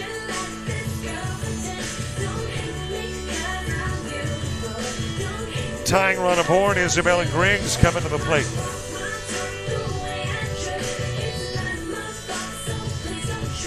Delana Peters to the on-deck circle.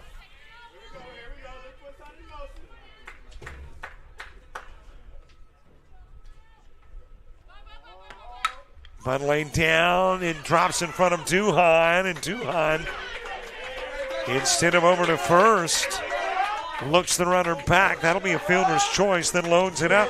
Number 14, Delana Peters.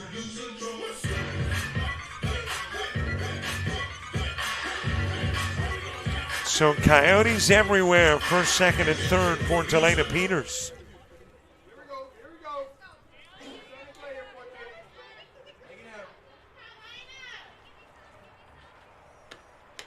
High and away with the pitch to Peters.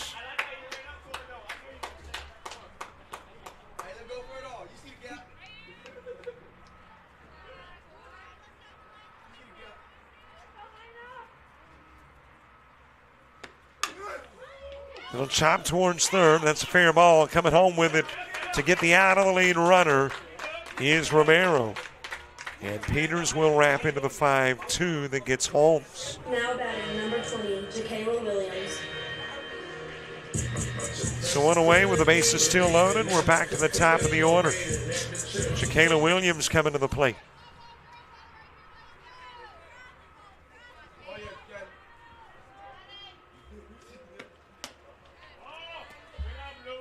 Williams has got one of the 2 Coyote base hits. It was a leadoff single in the first.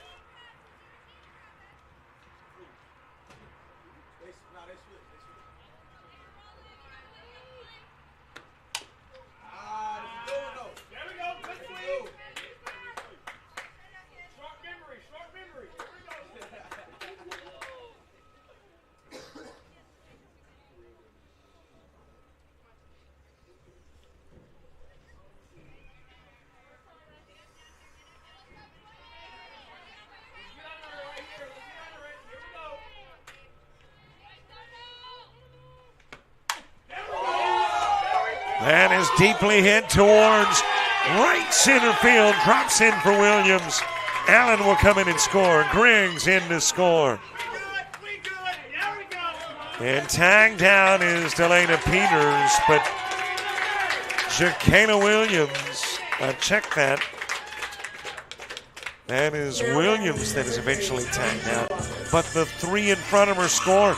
Allen, Griggs, and Peters. So it is a double by Williams that produces 3 RBIs. She tried to turn it into a triple, tagged out at third. But Allen, Griggs, and Peters will score.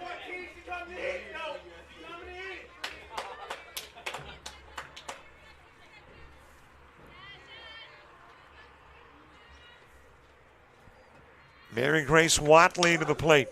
Rounding it foul.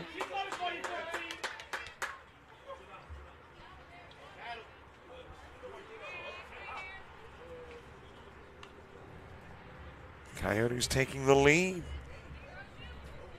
Looking to split the doubleheader, pick up their 2nd win of the year.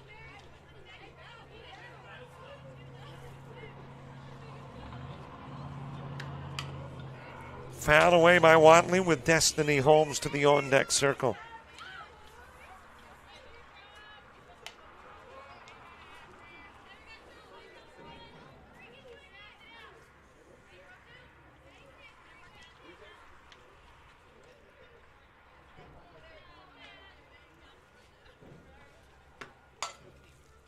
That is chopped foul over in the direction of the dugout.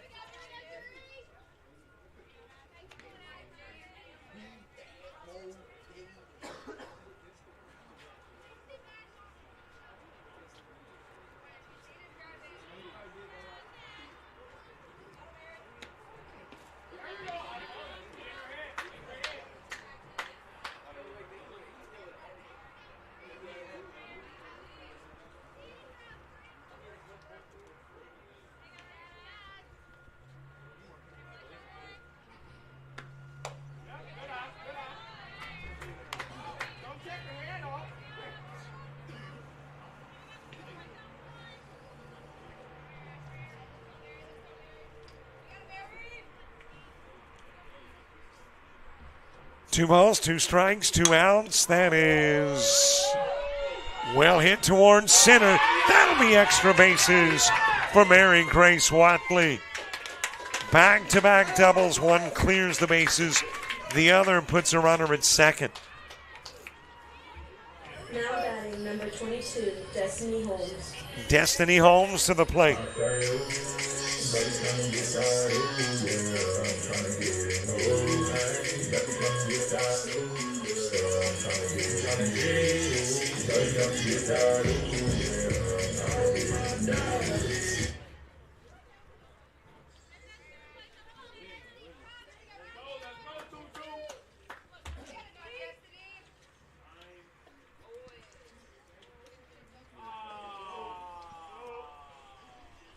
And apparently that is going to do it for Duhan. A new pitcher coming in, the new pitcher, and the Duhan numbers when we come back.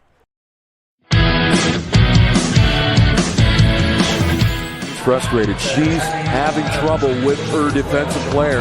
Look at this sweet pass behind the back for 2 on the assist. And that one is hit on a rope to center field. Watch that one. And it is, oh, what a great diving catch by the center field. And in that game, it was basically a running back by committee. I mean, you had a lot of guys carrying the football. Is that the protocol for the upcoming season for the backfield of Jackson State? It's a really nice pitch to get the ground ball double play. Second one. 6-5 is your final. East Georgia advances to the championship game.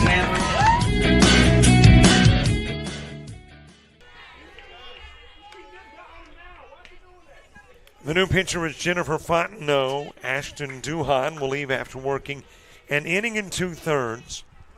Faces 11, no strikeouts, no walks. 4 hits given up, 3 runs, and she's responsible for the runner at second, Watley.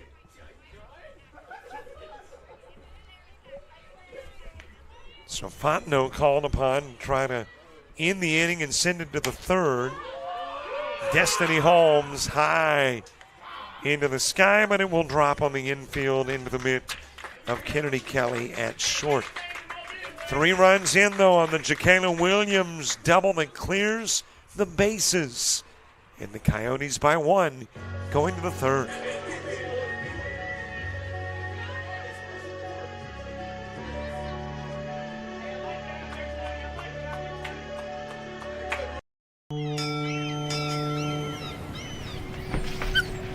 There once was a young coyote. You're fired. He found himself ill-suited for the jobs of the world. He struggled to compete in the corporate environment. Yeah, this isn't working out. And failed at the simplest of tasks. I think I'm gonna have to let you go. No matter how hard he tried, his coyote hands were just not meant for regular jobs. That guy is fired. Until one day, when he was hired for the perfect job. To become a mascot.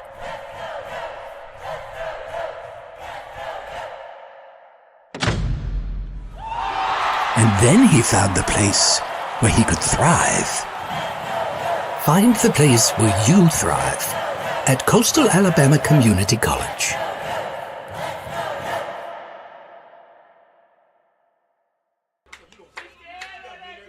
Top of the third gets underway. It is Kyla Ashford who will start it off. Maddie Robinson and Mary Wick due up in the inning 2. Coyotes with a 1-run lead.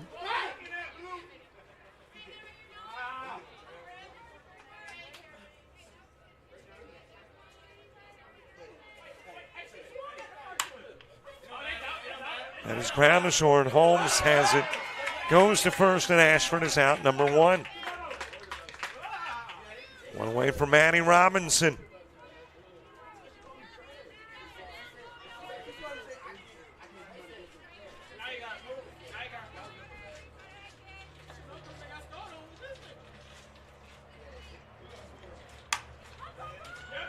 Popped up and onto the grass. It's short to make the catch is Alyssa Holmes. Maddie Robinson out number 2. And there's 2 away from Mary Wick.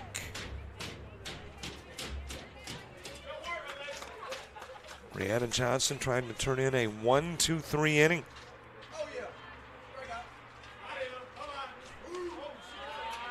A little bit outside with a pitch to Wick. Wick with a sacrifice fly to right field, then brought in a run.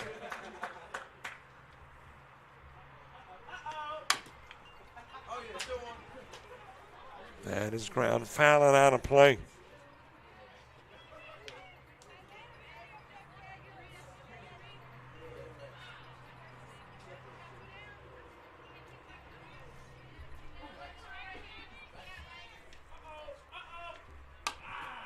That is rolled foul towards the dugout.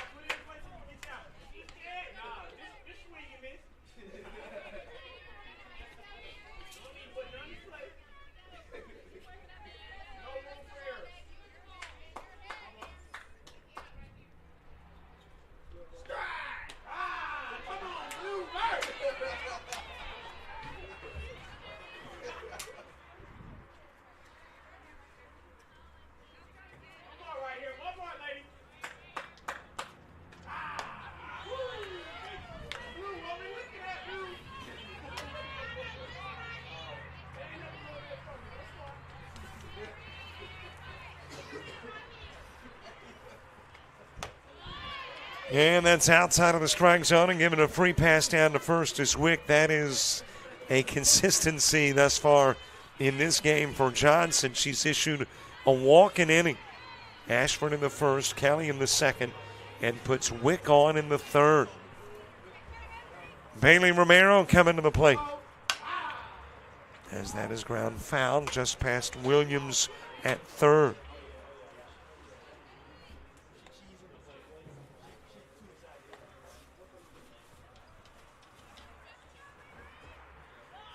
Olivia Burns to the on-deck circle.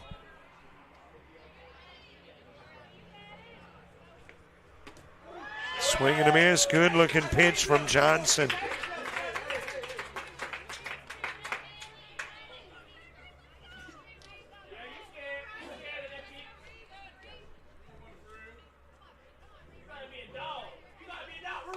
Just a little bit outside.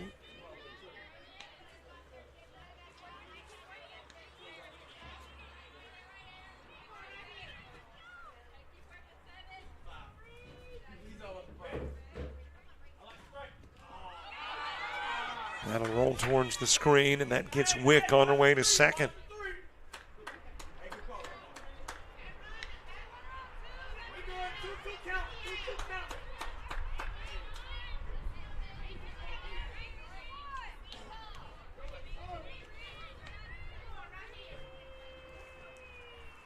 Two balls, 2 strikes, 2 outs, base runner on bag 2. Roll to Holmes, takes an odd hop on her, won't make the throw. And Romero's safe and Wick to third.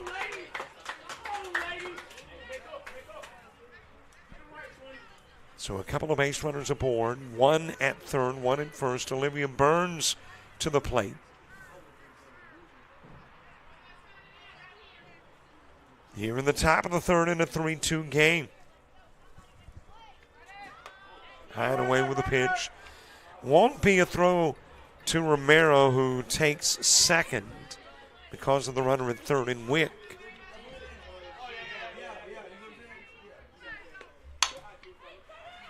Ground to Holmes. This one she grabs, goes to first.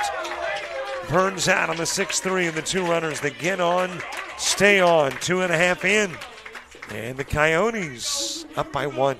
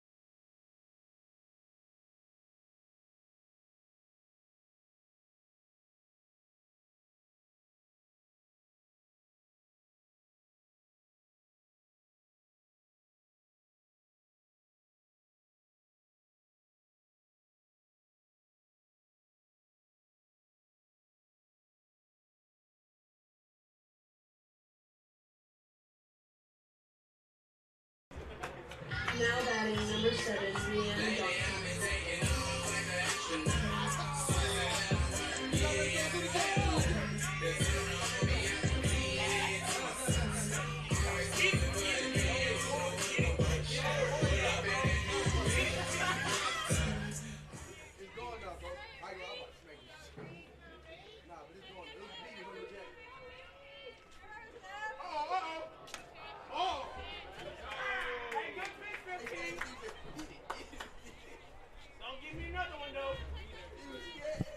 Bottom of the third gets underway. Rihanna Johnson starts it. Jordan Rivera and Alyssa Holmes due up in the inning too. And Johnson has got a leadoff base hit. That is 3 consecutive Coyote innings in which leadoff has gotten on.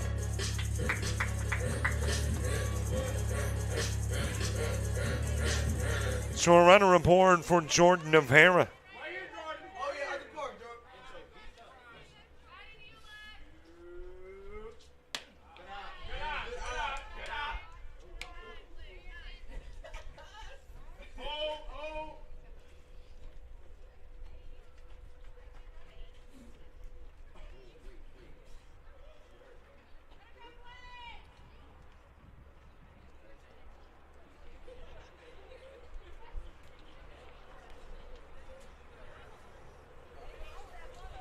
And Johnson going to get a runner.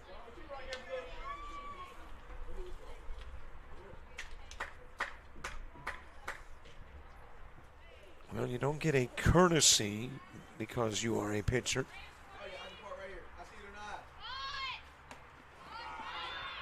And off and running and in with a stolen base is, and I am trying to pick up the numbers. I don't know if that is, it could be Madison Freeman.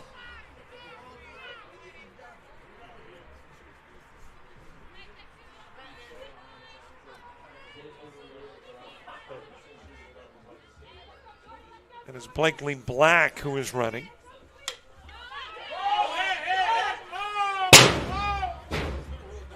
Up on top of the roof.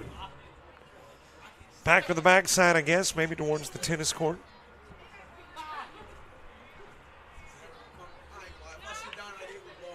Now you got fans going, well, I thought, the old Fifth Dimension song, caught on a rundown is Black, trying to get back to second, should be tagged out. So Rivera will wrap into the 6-5 that gets Johnson's pinch runner Black. Now batting number 2, Alyssa Holmes. Rivera the base runner at first and Alyssa Holmes coming to the plate.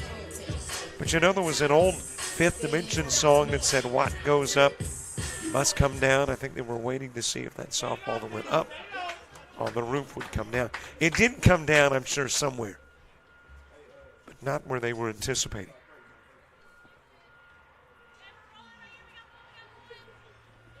One out, one on. Alyssa Holmes to the plate.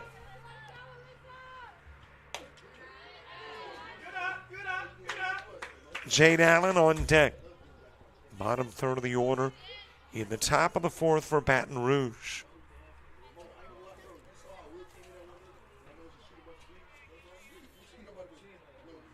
1-0 pitch. Back to the screen, foul.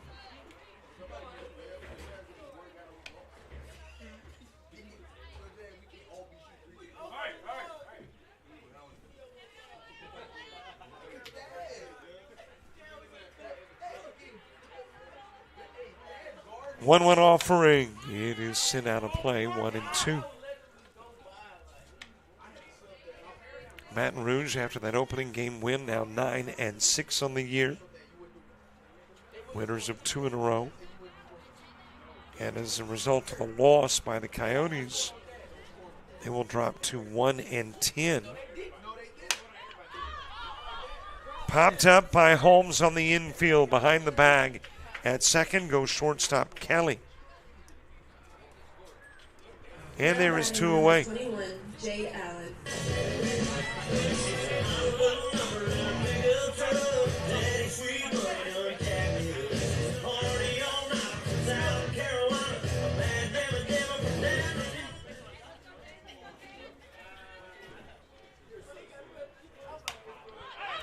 Another one popped up on the infield. Guthrie behind the plate with the catch.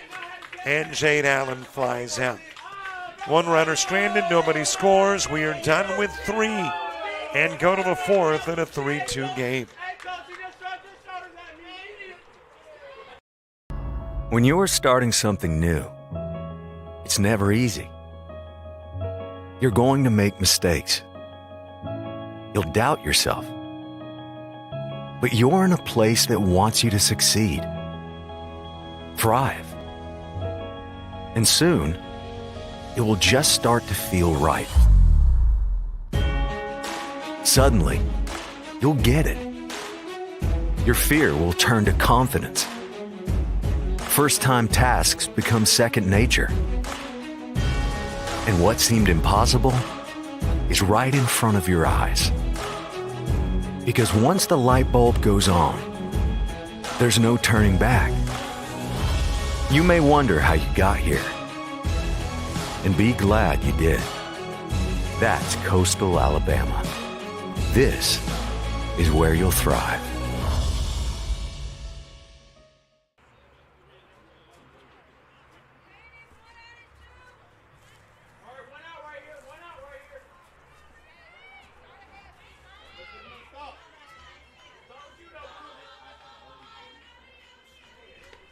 Top of the 4th gets underway. Ashley Hebert will drive it into left field. And the Bears begin things in the 4th with a leadoff single. That is their second hit of the game. The prior one came from leadoff hitter Lindsey Hudson in the 1st.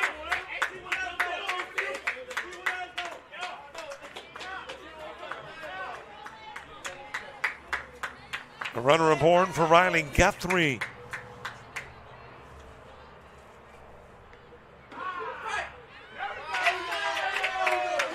Into the strike zone with a pitch to Guthrie.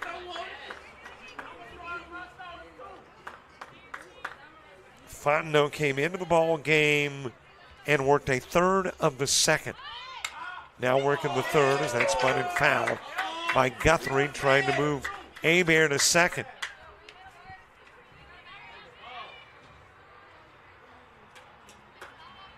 Meanwhile, for the Coyotes, Johnson's been steady. This is her 4th inning of work.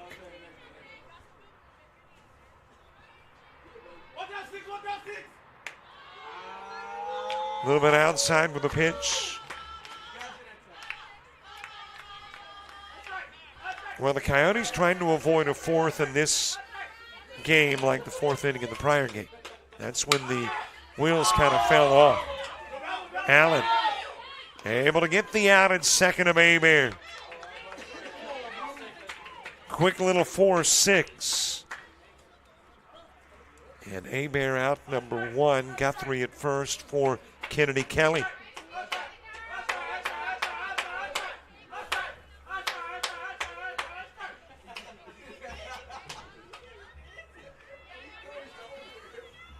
Top of the order moves to the on-deck circle. Bottom of the order starts things off in the bottom of the 4th. That foul by Kelly. Kelly walked in the 2nd inning. Back to the plate in the 4th.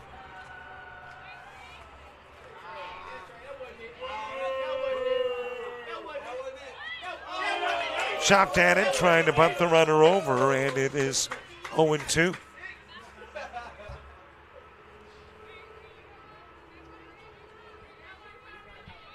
Coyotes are still about 9 days away from conference play, their first conference outing against Bishop State, a team that is struggling early, 0-12 coming into today for Bishop State.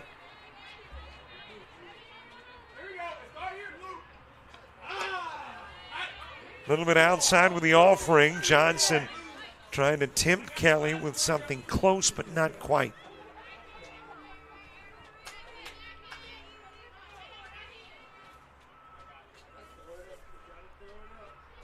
Two-two offering. It is too high. And that will get Guthrie to second.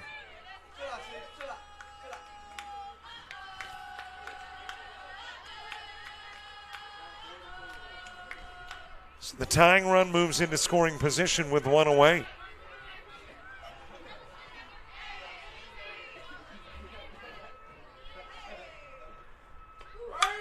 That is shot towards center field. It will drop in as a base hit. Meanwhile, runners on the corners for the top of the order, Lindsey Hudson.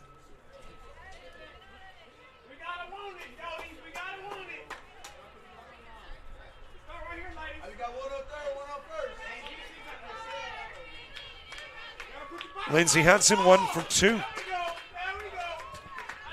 Singled and ground into a 4-3.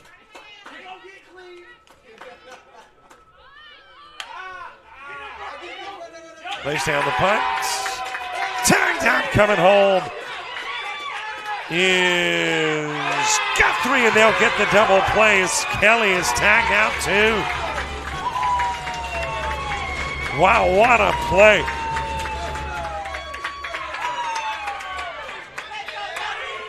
And an opportunity to deny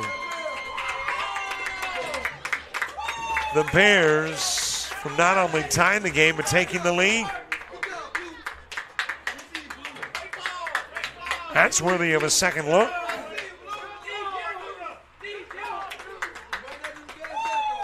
There's out one, and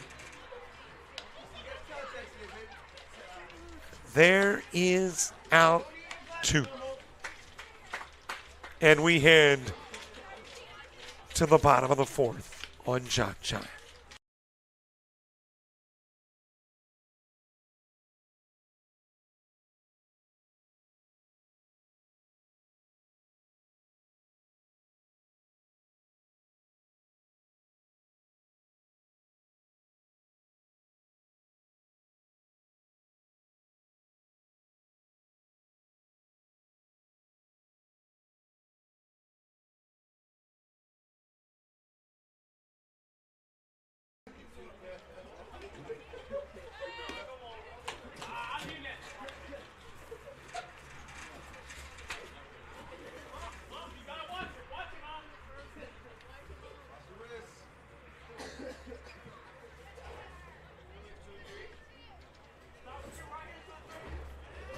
A big defensive inning as we head to the bottom of the fourth. Hey, don't forget, follow us Facebook, Twitter, Instagram, TikTok, and Threads.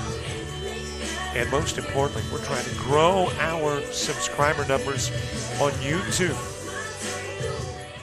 So subscribe to our YouTube channel. We came into the day needing, I think it was like 140 something.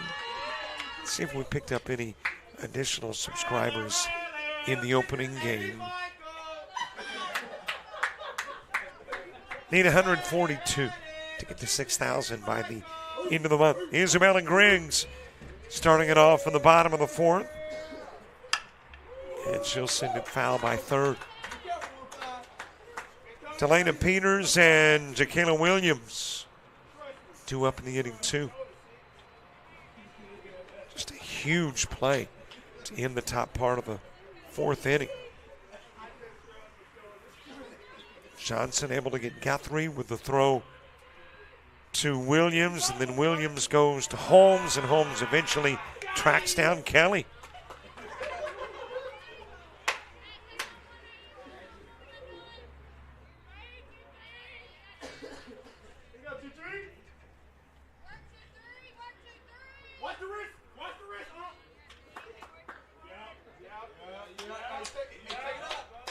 Two balls, one strike. Griggs reached on a fielder's choice and came in and scored a run as part of that 3-run second inning. She was on when Williams drove her in. That's popped up to the left side.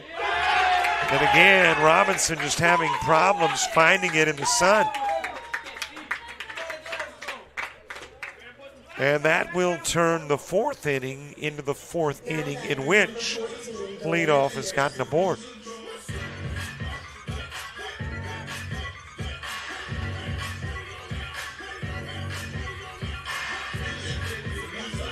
Base runner on for Delana Peters. Robinson using that mitt to shield the eyes and just could not pick up that softball in a west setting sun. Of course, it's not really setting yet, but it's headed west.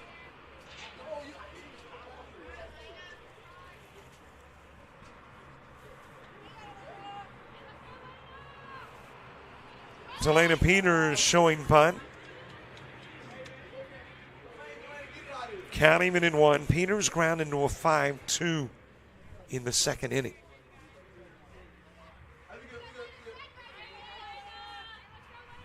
Oh for 1 in the game. It is bunted foul. And it is 1-2.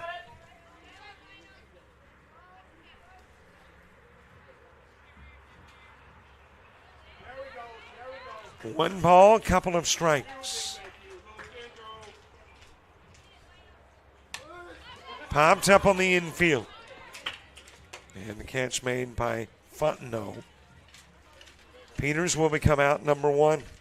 Now batting number 20, JockJive Williams.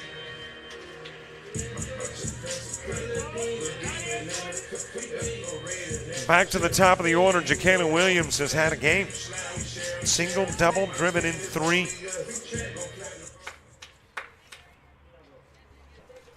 And Williams has taken over the team lead in RBIs. Had 2 RBIs in the opening game. Drops that one into left field and headed to third there safely is Griggs. Now batting number 3, NJCAA. Well, what about the day Williams is having? In that first game with 2 for 2 with 2 RBIs. In this one, 3 for 3 with 3 RBIs. You talk about somebody that has bumped their average. Came in hitting .222. As that is into the dirt. And Griggs from third scores. Williams goes to third.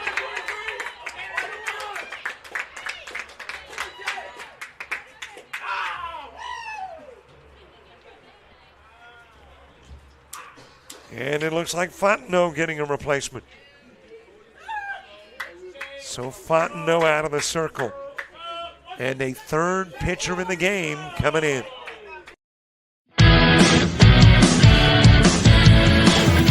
Frustrated. She's having trouble with her defensive player.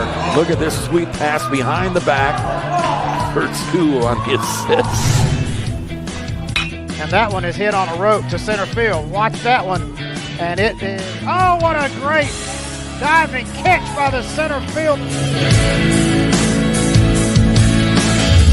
And in that game, it was basically a running back by committee. I mean, you had a lot of guys carrying the football. Is that the protocol for the upcoming season for the backfield of Jackson State? It's a really nice pitch to get the ground ball double play. Second one. 6-5 is your final. East Georgia advances to the championship game.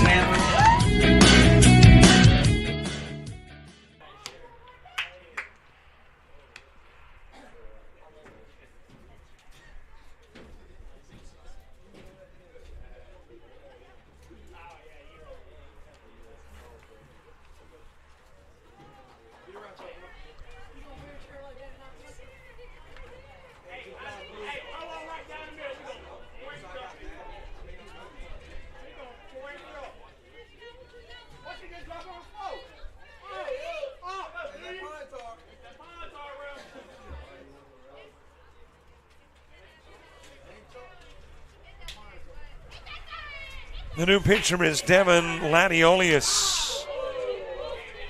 Mary Grace Watley to the plate. Nobody gone. Well, check that. 1 out in the inning.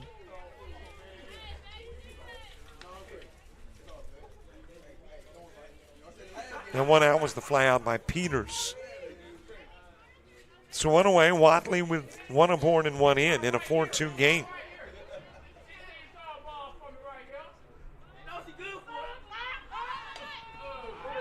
As that one is sent foul.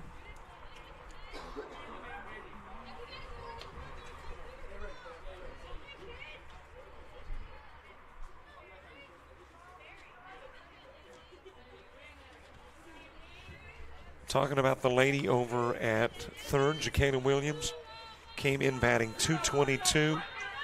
She is now hitting .391 compliments of a 5-for-5 day thus far.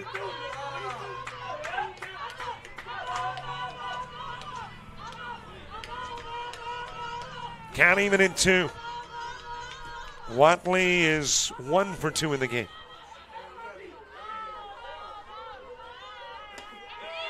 Strike 3 on the inside part of the plate.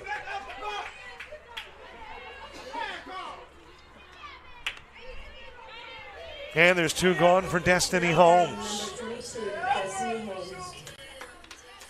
The numbers on Jennifer Fontenot, who preceded Devin Latiolius. She worked an inning and 2/3, faced 8. No strikeouts, no walks, 3 hits. And thus far has allowed a run. And is responsible for Williams at 3rd.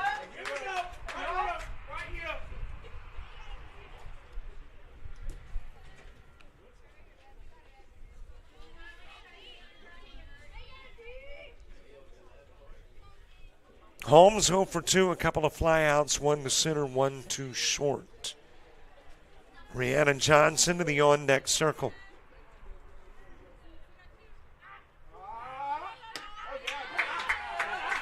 A little high with a pitch to Holmes.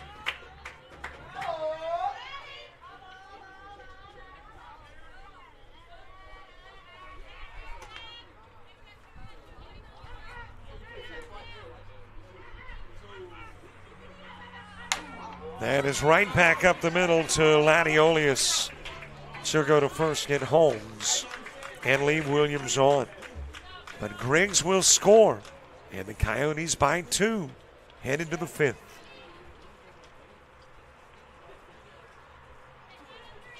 The University of Alabama Online, where legends log in. A tradition of excellence. Decades of experience in distance learning. Empowering students of all ages. More than 90 degree and certificate programs to advance your career. UA Online. Flexible, affordable, legendary. Let your computer be your campus. Visit online.ua.edu.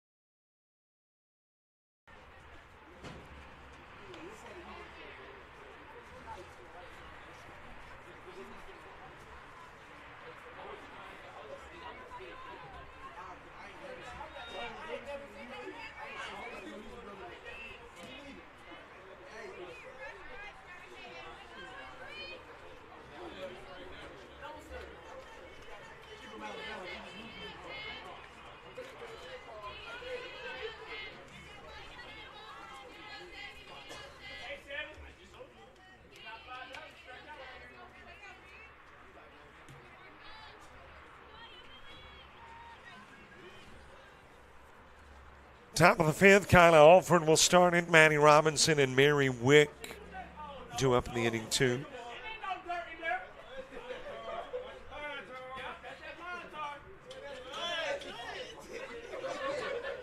And Rhiannon Johnson, little dirt in the shoes.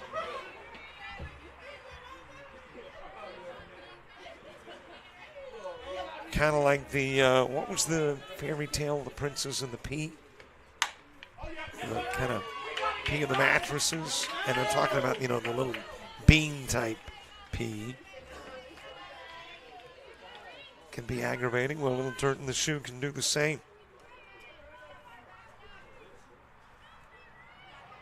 It has been a pretty good day for leadoff.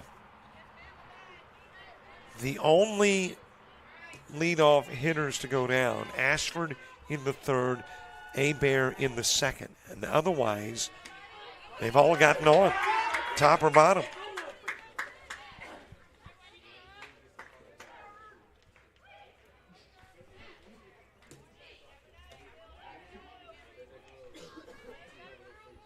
Manny Robinson reached on an error and popped out to short. To Johnson.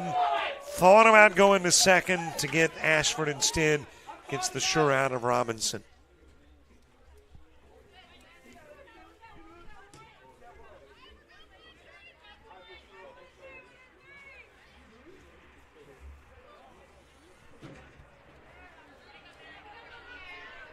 Mary Wick has sacrificed and walked.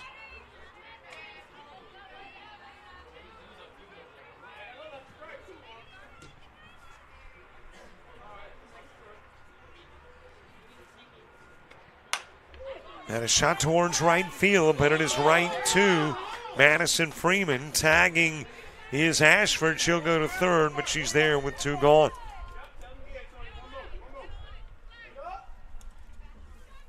So 2 away for Bailey Romero.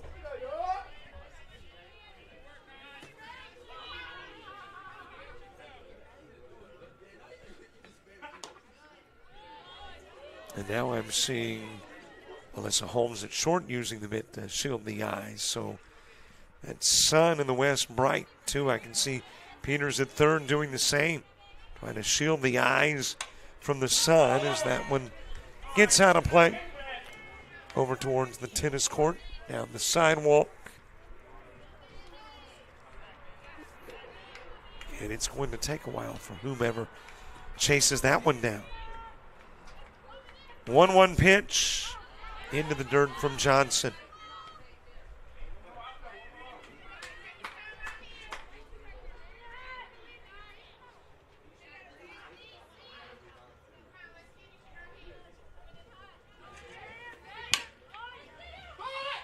That will ricochet off Peters at third and will find its way into left field. Ashford will come in.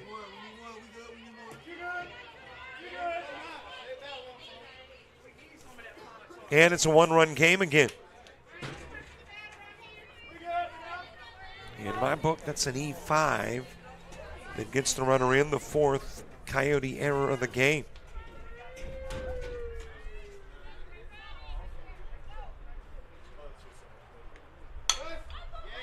Popped up. And Allen able to make the over-the-shoulder catch. Romero left on. Ashford comes in. 1-run plates. It's a 1-run game. Headed to the bottom of the 5th.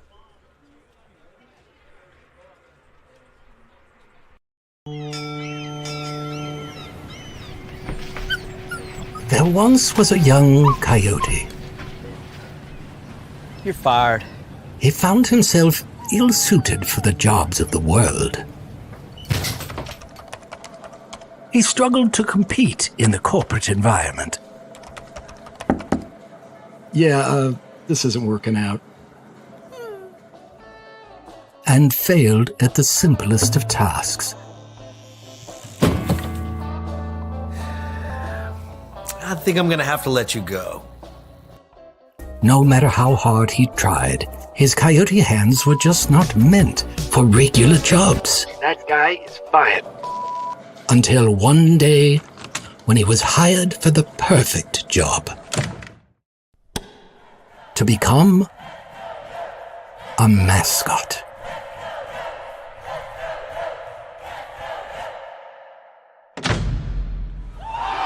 And then he found the place where he could thrive. Find the place where you thrive at Coastal Alabama Community College.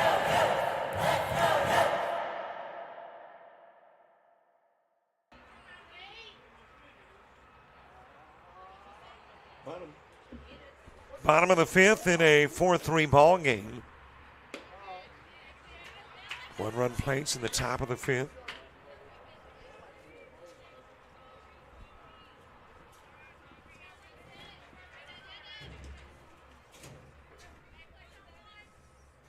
Coyotes have had 7 games shortened this year by the mercy rule.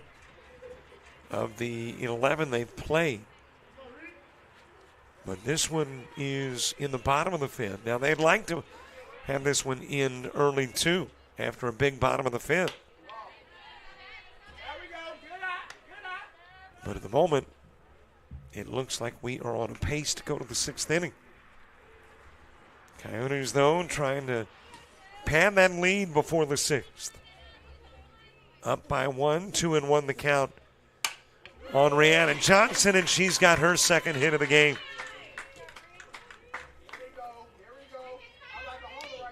Now batting number 11, Jordan Avera. Well, what you want to see from your team is improvement, and we have certainly seen that today in the opening game. 6 hits in this game. That is hit number 8 for the Coyotes. Came in under 200, batting as a team at 197, but I got a feeling that is over 200 now. As the punt is laid down by Avera, and a quick throw over to first from Romero.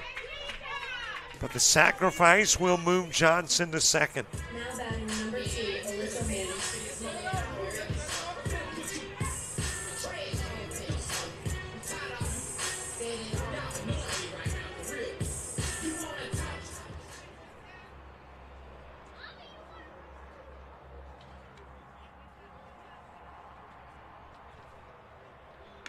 And Kennedy Kelly at short says that sun is miserable.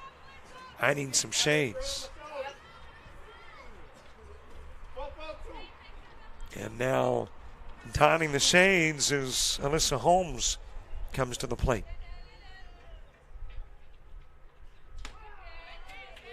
Down the middle with a pitch from Leanne Eolius. Leanne Eolius came into the game for Fontenot. Fontenot for Duhan.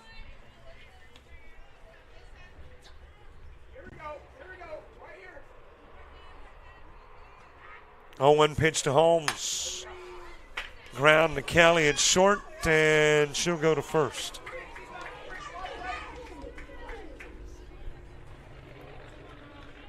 Now batting number 21, Jade Allen. Jade Allen to the plate, reached on an error in the second, popped out behind the plate in the third. Isabella Griggs to the on-deck circle.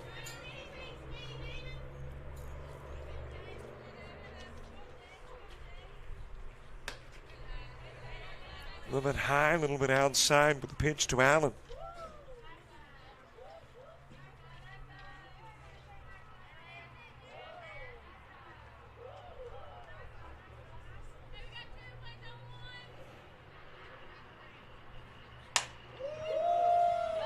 That is lifted foul over towards the bullpen on the Baton Rouge side.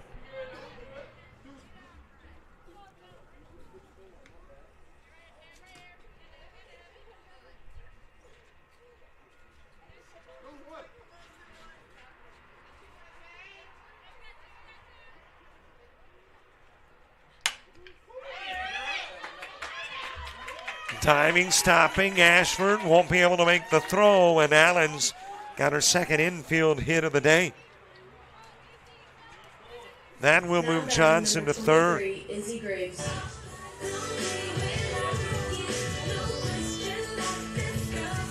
And a couple of base runners on for Isabella Griggs.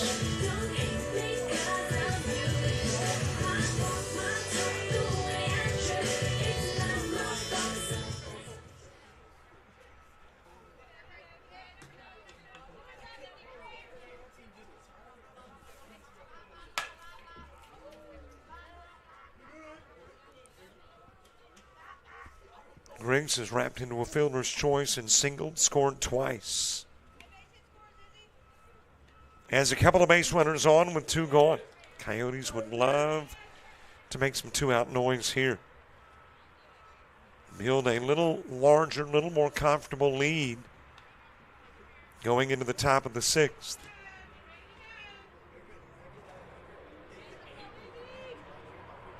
Oh, 1 pitch. That will get out of play behind the dugout at first.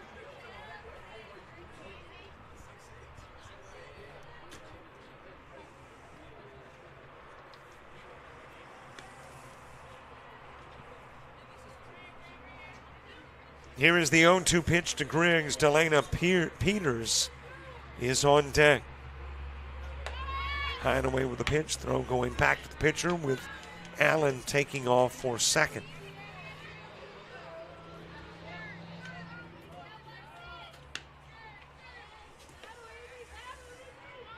So a couple of runners in scoring position with 1-2 offering to Griggs. Hebert, Guthrie, and Kelly in the 6th inning for Baton Rouge.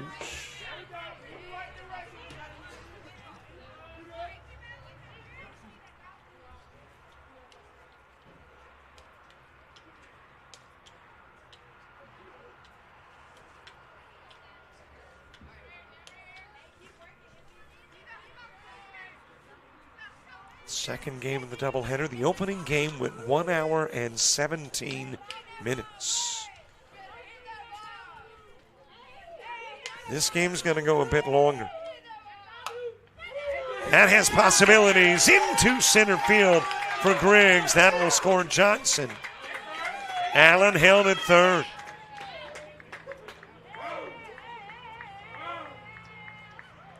I'm not sure that Coach Childress put the stop line on Allen, though. She had the body language of, hey, you should have gone on in.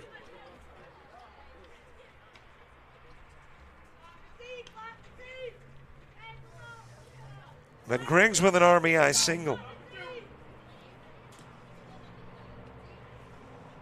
Allen at third, Griggs at first. Delana Peters at the plate.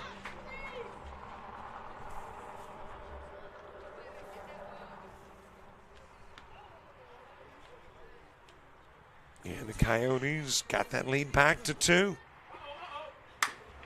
Little chopper towards Kelly. And she'll throw it away at first. That has got Allen in. Griggs on her way home too. Throw to the plate. Tagged out is Griggs. But a run comes in. And the Coyotes will lead it by 3. Head into the 6th.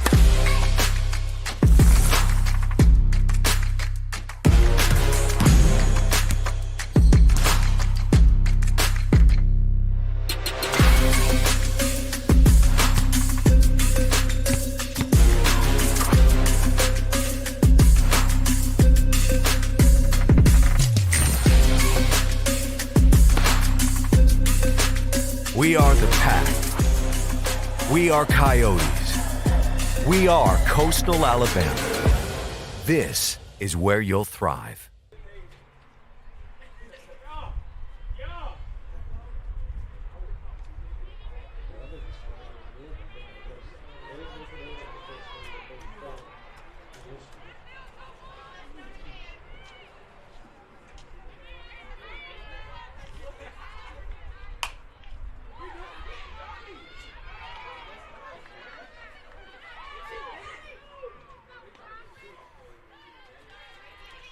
Ashlyn Hebert with a leadoff base hit.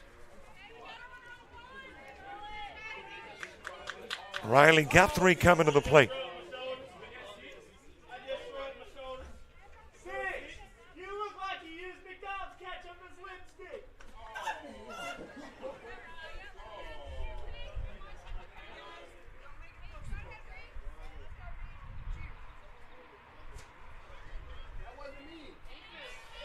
Well, I think a comment came from the stands that got the officials' attention. They've been high energy and have been kind of like your, I guess in this particular case, your 10th man. But the official said, okay, a little too much. I did not catch exactly what was said, but official did, and that's dropped into right center field. Guthrie rolls it all the way to the fence. Hebert is on her way home, And to third goes Guthrie. It is a triple that drives in a run.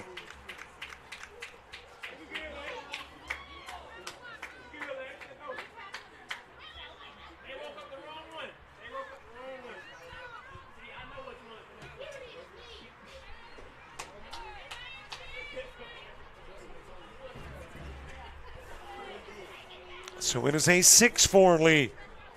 With nobody gone in the bottom of the order, Kennedy Kelly to the plate. Sent foul in the direction of third.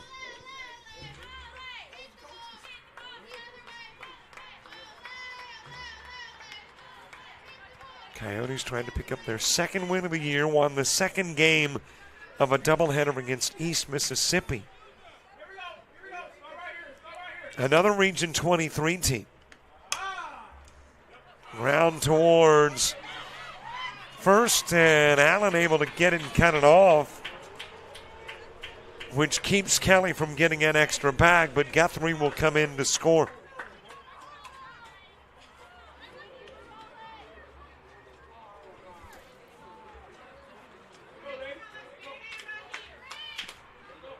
We're back to the top of the order.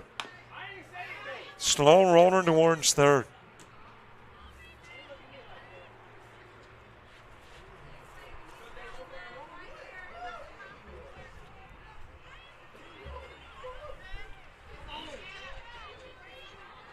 Lindsey Hudson 1 for 3. Butt laid down. Johnson will go to first. And the low throw gets away from Allen. That will allow Kelly to take third. Meanwhile, tying run's going to come in, and they are going to tag out Hudson, but Hudson allowing Kelly to come in and make it a 6-6 game.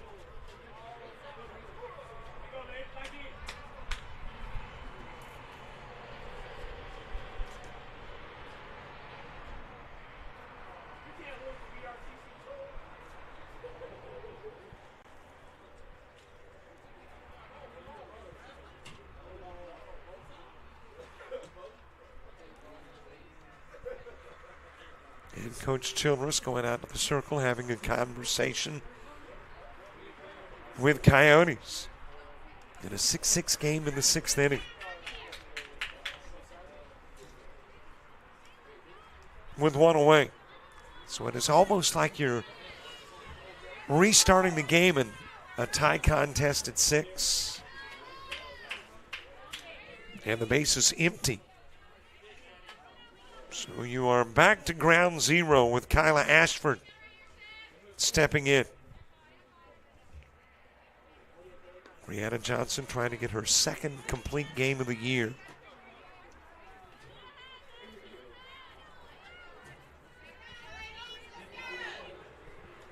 Ashford is walked, singled, and ground out. Couple of pitches missing from Johnson.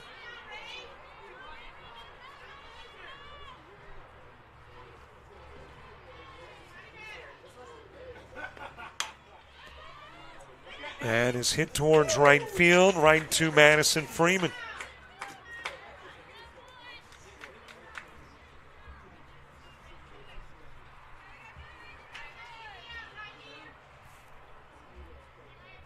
Well, somebody needs to take the lead, or we need to get to the 7th inning. Because we right now are at 6-6-6.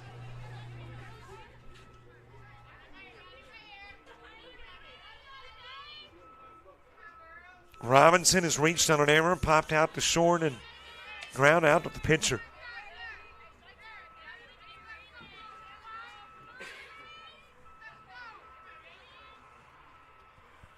Mary Wick is on deck.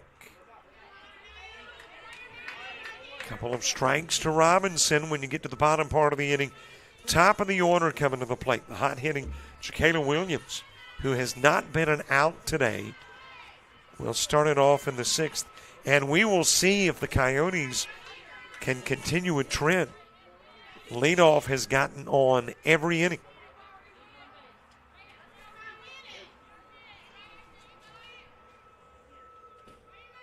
One-two pitch. Just a little bit outside.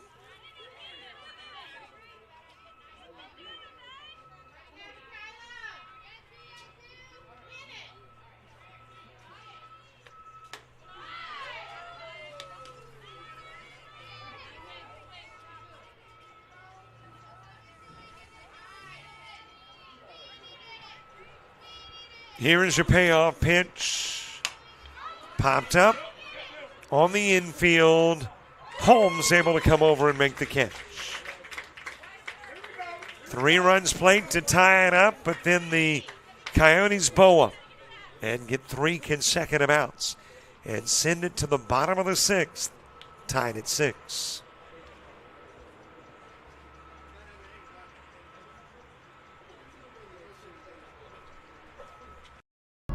When you're starting something new, it's never easy. You're going to make mistakes. You'll doubt yourself. But you're in a place that wants you to succeed, thrive. And soon, it will just start to feel right. Suddenly, you'll get it. Your fear will turn to confidence.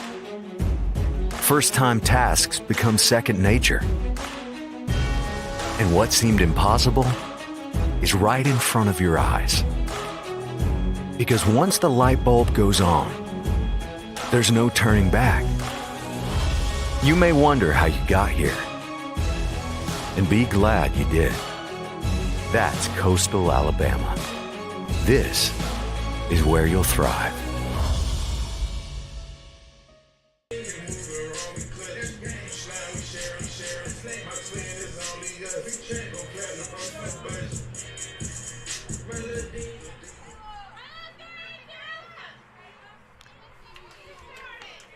Top of the order, bottom of the 6th, JoCana Williams starting it off. Mary Grace Watley and Destiny Holmes due up in the inning 2 in a 6-apiece game.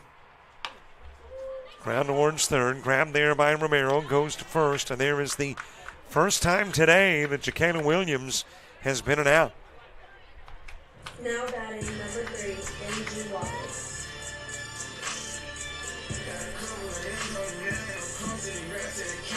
Mary Grace Watley next. 1 for 3 in the game. Hit into an unusual 8-6 putout in the first. Doubled in the second and struck out looking in the fourth. Gladiolus came into the game in the fourth, worked all of the fifth, now stays in the circle in the 6th. 7th inning for Baton Rouge, Wick, Romero, and Burns.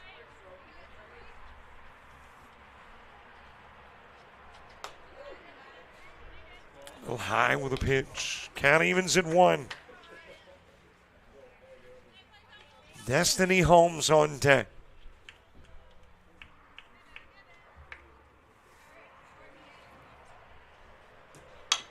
That is ground right back up the middle. And the go-ahead run gets onto the form of Watley.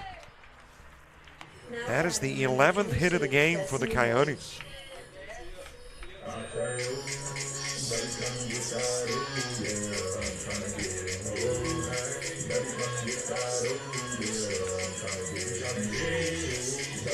So the potential go-ahead run aboard, Destiny Holmes to the plate.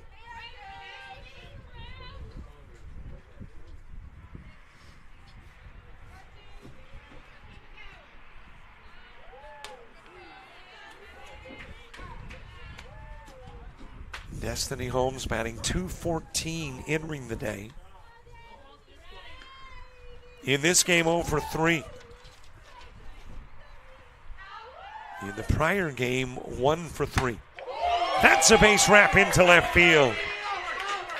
And a couple of runners on after back-to-back singles. Now batting number 7, Brianna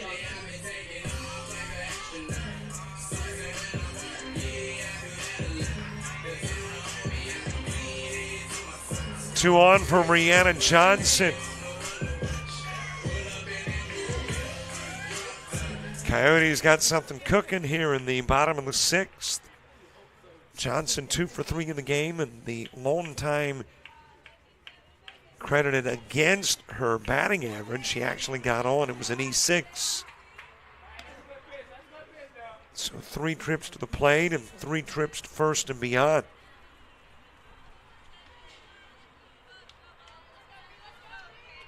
Jordan Rivera is on deck. Ground foul towards third.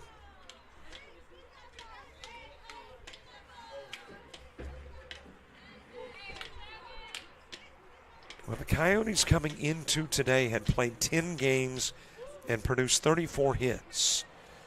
So 3 hits per game. Today, you are looking at 18 hits. Got a shot towards center field. And there for the catch is Lindsey Hudson.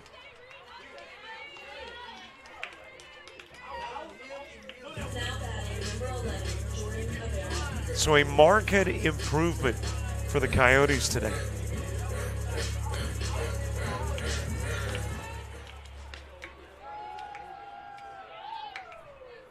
Two gone for Jordan Rivera.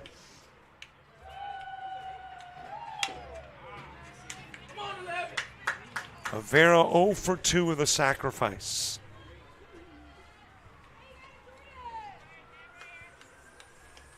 Coyotes would feel a heck of a lot more comfortable with a lead going to the top of the 7th.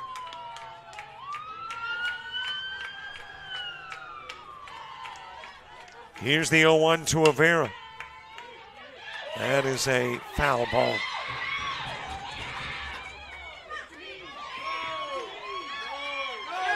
He was just fouled.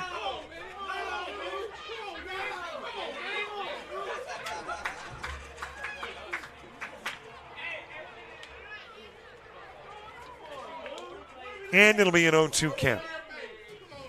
Well, I know the fans are wanting a fair ball. I thought it was fouled too. Just barely, I will agree.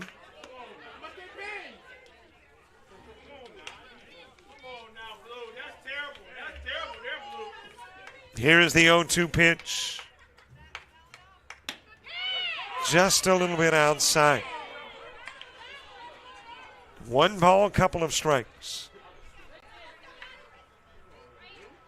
So everybody back to where they were. Holmes at first, Watley at second.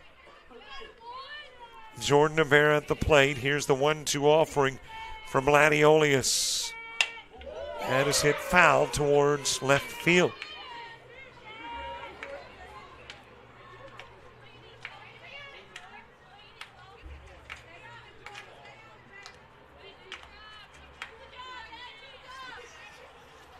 Coyotes trying to break apart the 6-6 game in the bottom of the 6th.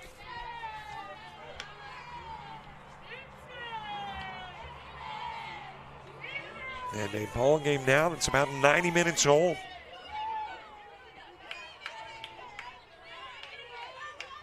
One-two offering. Able to get a piece of it and stay alive. Rivera. Rivera came into the day a 300 hitter, 3 of 10. 0 for 2 in this game. Did not play in the prior one. That is popped up, and it looks like it'll be retrievable. It is by third baseman Romero. 2 runners stranded. We are headed to the 7th, tied at 6.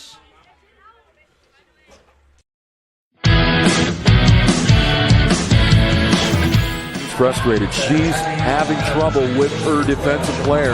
Look at this sweet pass behind the back for 2 on the assist. And that one is hit on a rope to center field. Watch that one. And it is, oh, what a great diving catch by the center field. And in that game, it was basically a running back by committee. I mean, you had a lot of guys carrying the football. Is that the protocol for the upcoming season for the backfield of Jackson State? It's a really nice pitch to get the ground ball double play. Second one. 6-5 is your final. East Georgia advances to the championship game.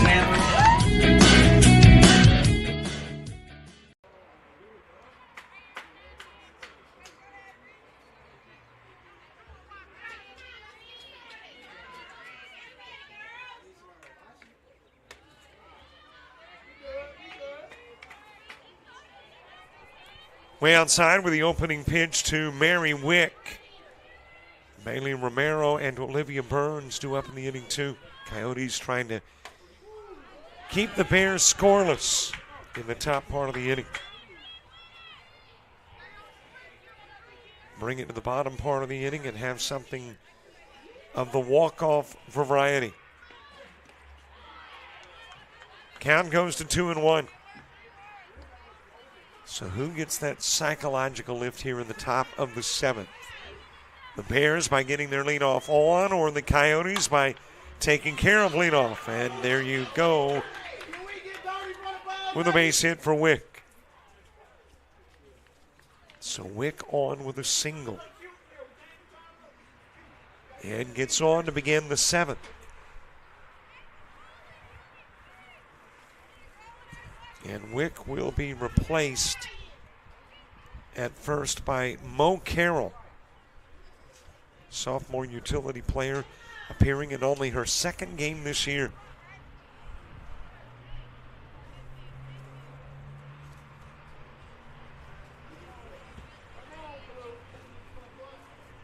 Carroll on for Bailey Romero.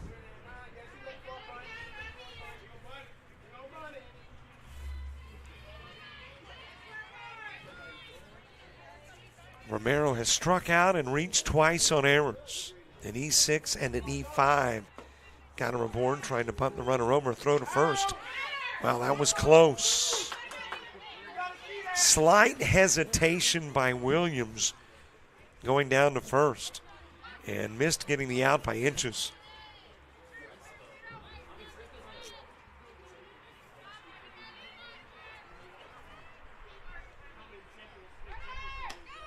Swing and a miss, runner goes, and in safely with a stolen base is Carroll.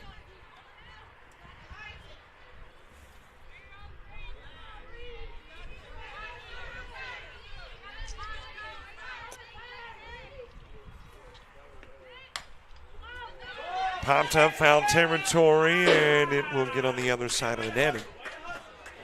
Williams gives it a look to the net. Drops on the other side, and the at-bat continues for Bailey Romero. Olivia Burns to the on-deck circle.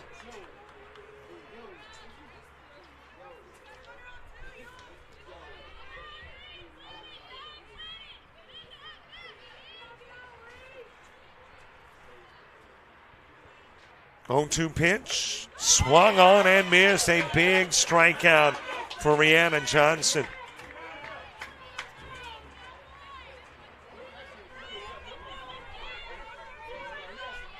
That is her first strikeout since the first inning. But it couldn't have come at a better time. And there is one away. Olivia Burns 0 for 3 in the game. Couple of ground outs to short and a fly out to second. That'll get into the dirt, go to the screen. Swing and a miss by Burns, but Wick takes third. And that potential go-ahead run getting closer.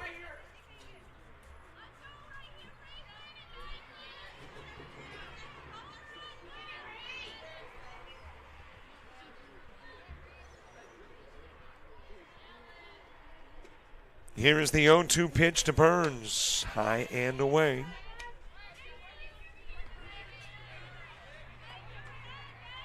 Holmes, Allen, and Griggs when you get to the bottom of the seventh for the Coyotes. That'll get back this direction.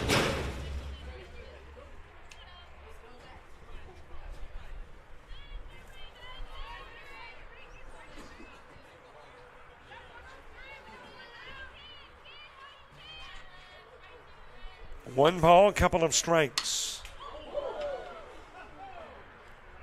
I think that is twice when Ashlyn Abear was the on-deck hitter. And Burns just sent a rocket over in her direction. Happened in the first game, happens in this one.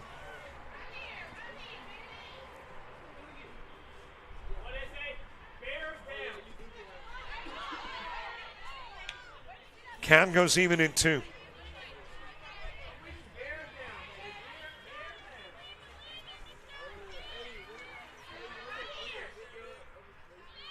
Two balls, 2 strikes. Outside 3-2. Johnson does not want to lose Burns.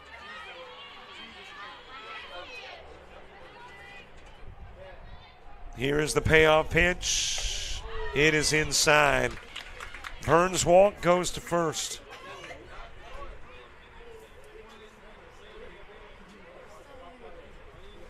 And a couple of runners aboard. And it looks like we might get a runner from Burns, and we will.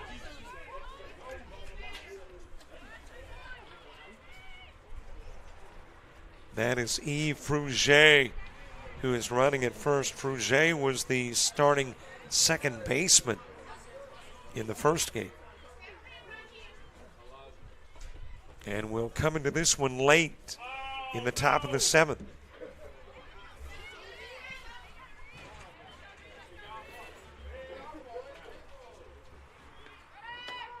On the inside part of the plate with the pitch, and Fruget will take second.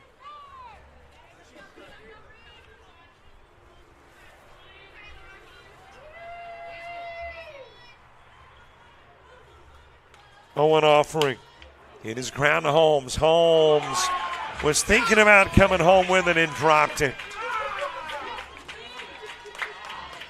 It was just that slight look to home while trying to field that cost her. And the go-ahead run is in with still 1 away.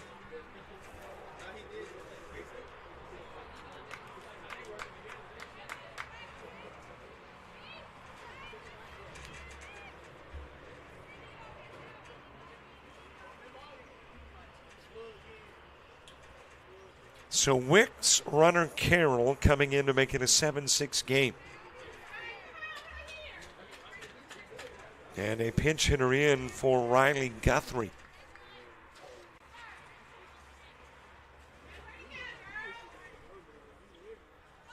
This is Briley LeBeouf. LeBeouf was the starting pitcher in the first game. And we'll get her first at-bat of the day in the 7th inning of game number 2.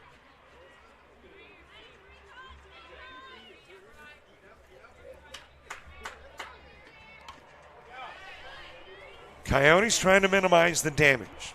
They know they've got to have a run now on the bottom of the 7th. And obviously their preference is not to send it to extras, but go ahead and win it in the bottom of the inning. So you're looking at needing 2 at the moment. 2-1 on LeBeouf. Kennedy Kelly on deck. Inside with a pitch, throw to first. I know that was a knockdown. That was a huge knockdown by Destiny Holmes. If she doesn't get a piece of that and it goes into right field, then the runner scores from second. Count runs full on LeBeouf.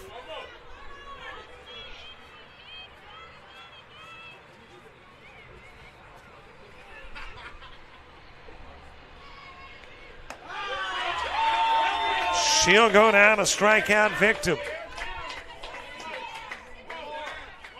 LeBeouf had only had 1 prior plate appearance.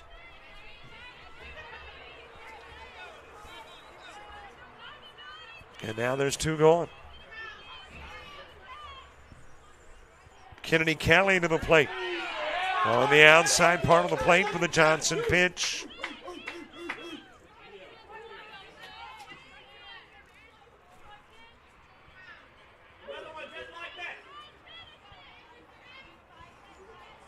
Kelly is 2 for 2 in the game. That is punted foul.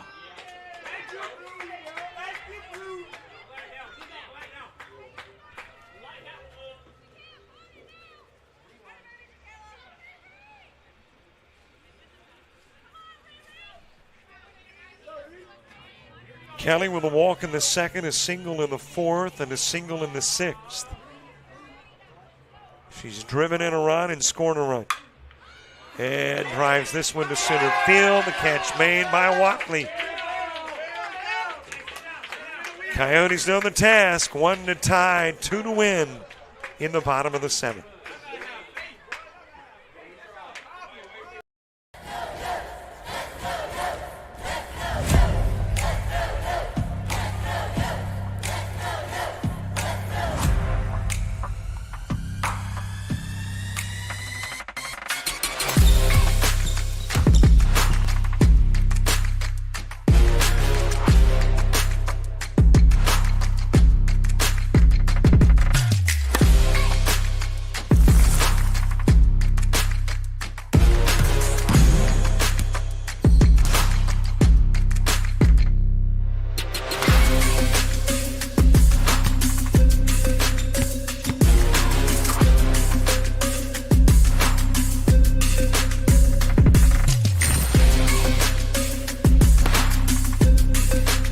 We are the Pack. We are Coyotes. We are Coastal Alabama. This is where you'll thrive.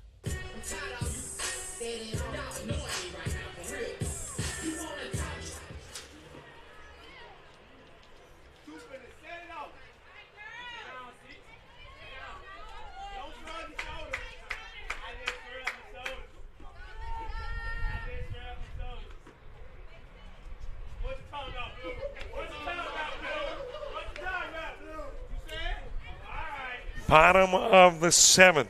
Coyotes needing 1, wanting 2. Alyssa Holmes to start it. And takes a called strike 1 on the outside part of the plate.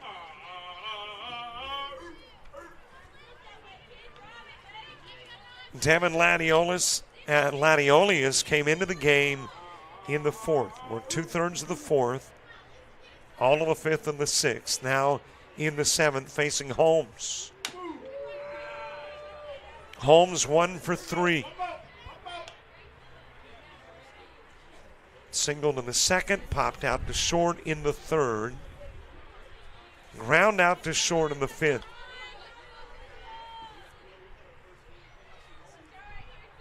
Oh-2 pitch. Ground toward short. It is dropped by Kelly, and leadoff is aboard. Now batting number 21, Jade Allen. So an E6 has got the tying run on. Jade Allen to the plate.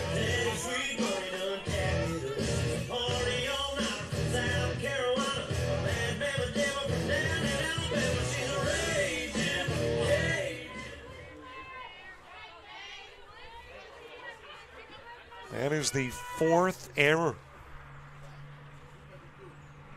committed by the Bears. Allen trying to butt the runner over. Bunts foul, 0-1. Jade Allen has reached on an error, popped out behind the plate and singled. Stolen a base and scored 2. Trying to get Holmes into scoring position.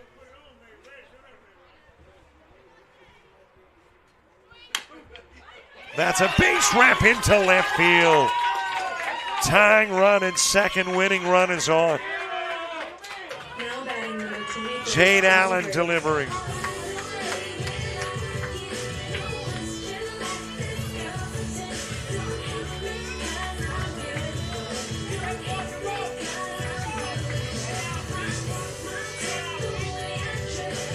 Couple of base runners on for Isabella Griggs. Griggs has hit into a fielder's choice and singled twice.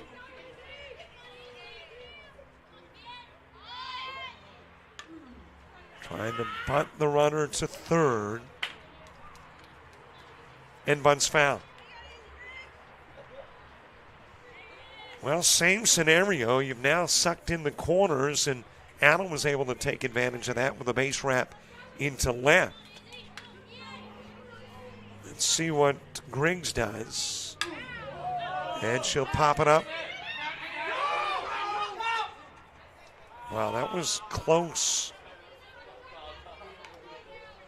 to hitting in fair territory and bouncing foul.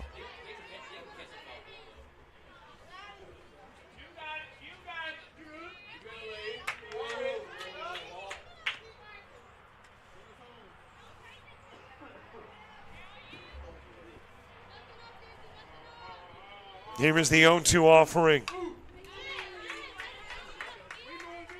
Griggs able to get a piece of it and stay alive. Delana Peters is on deck.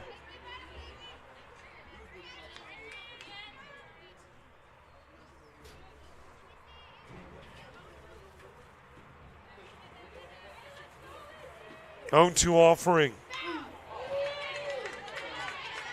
That might have been a pitch outside, but Griggs couldn't chance it. And it stays 0-2.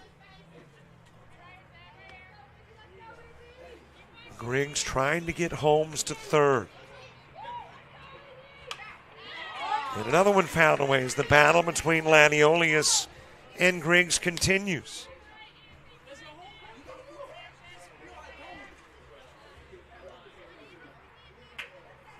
Tying run in second with nobody gone. Winning run in first. There's a swing and a miss of Griggs.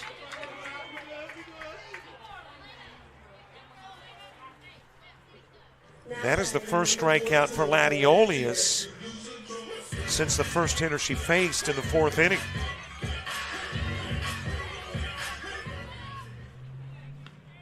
And there is one away. That makes this the key at-bat to Delana Peters.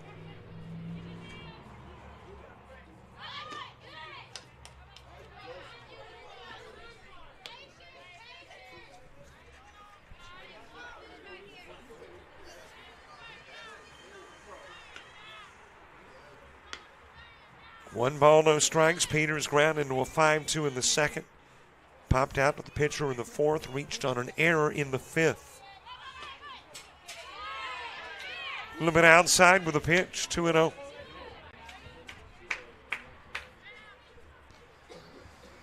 Coyotes would definitely take a walk of Peters. They would put the tying run at third and the winning run at second with one away. Big pitch here. And got the outside part of the plate.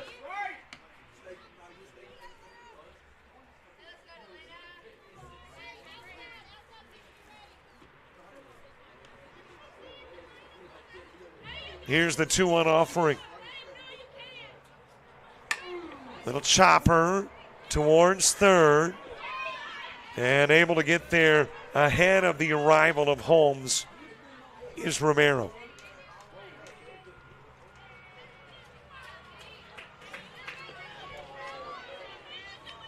Now batting number 20. So it is up to the hottest hitter of the day.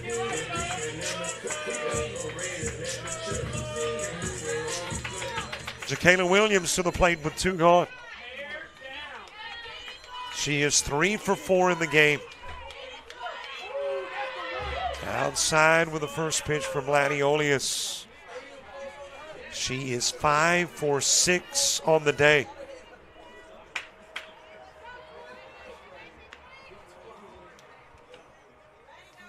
Has bumped that batting average up 150 plus points today. That one nearly got Williams.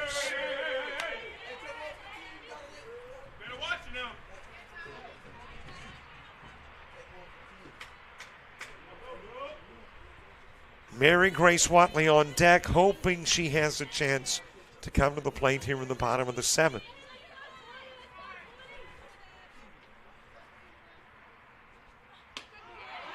Down the middle with a pitch, 2-1.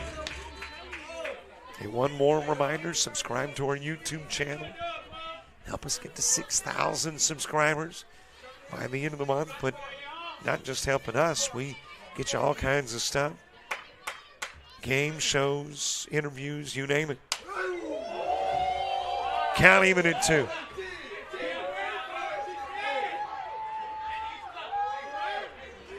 Williams had a bases clearing double in the second.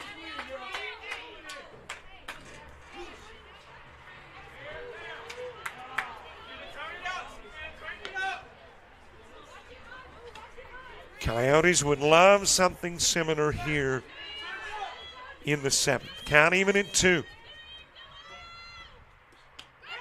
On the outside part of the plate. And that is your ball game. It will go final, but the Coyotes with much positive in this final game, and really in the day as a whole, as they will produce a total of 13 hits.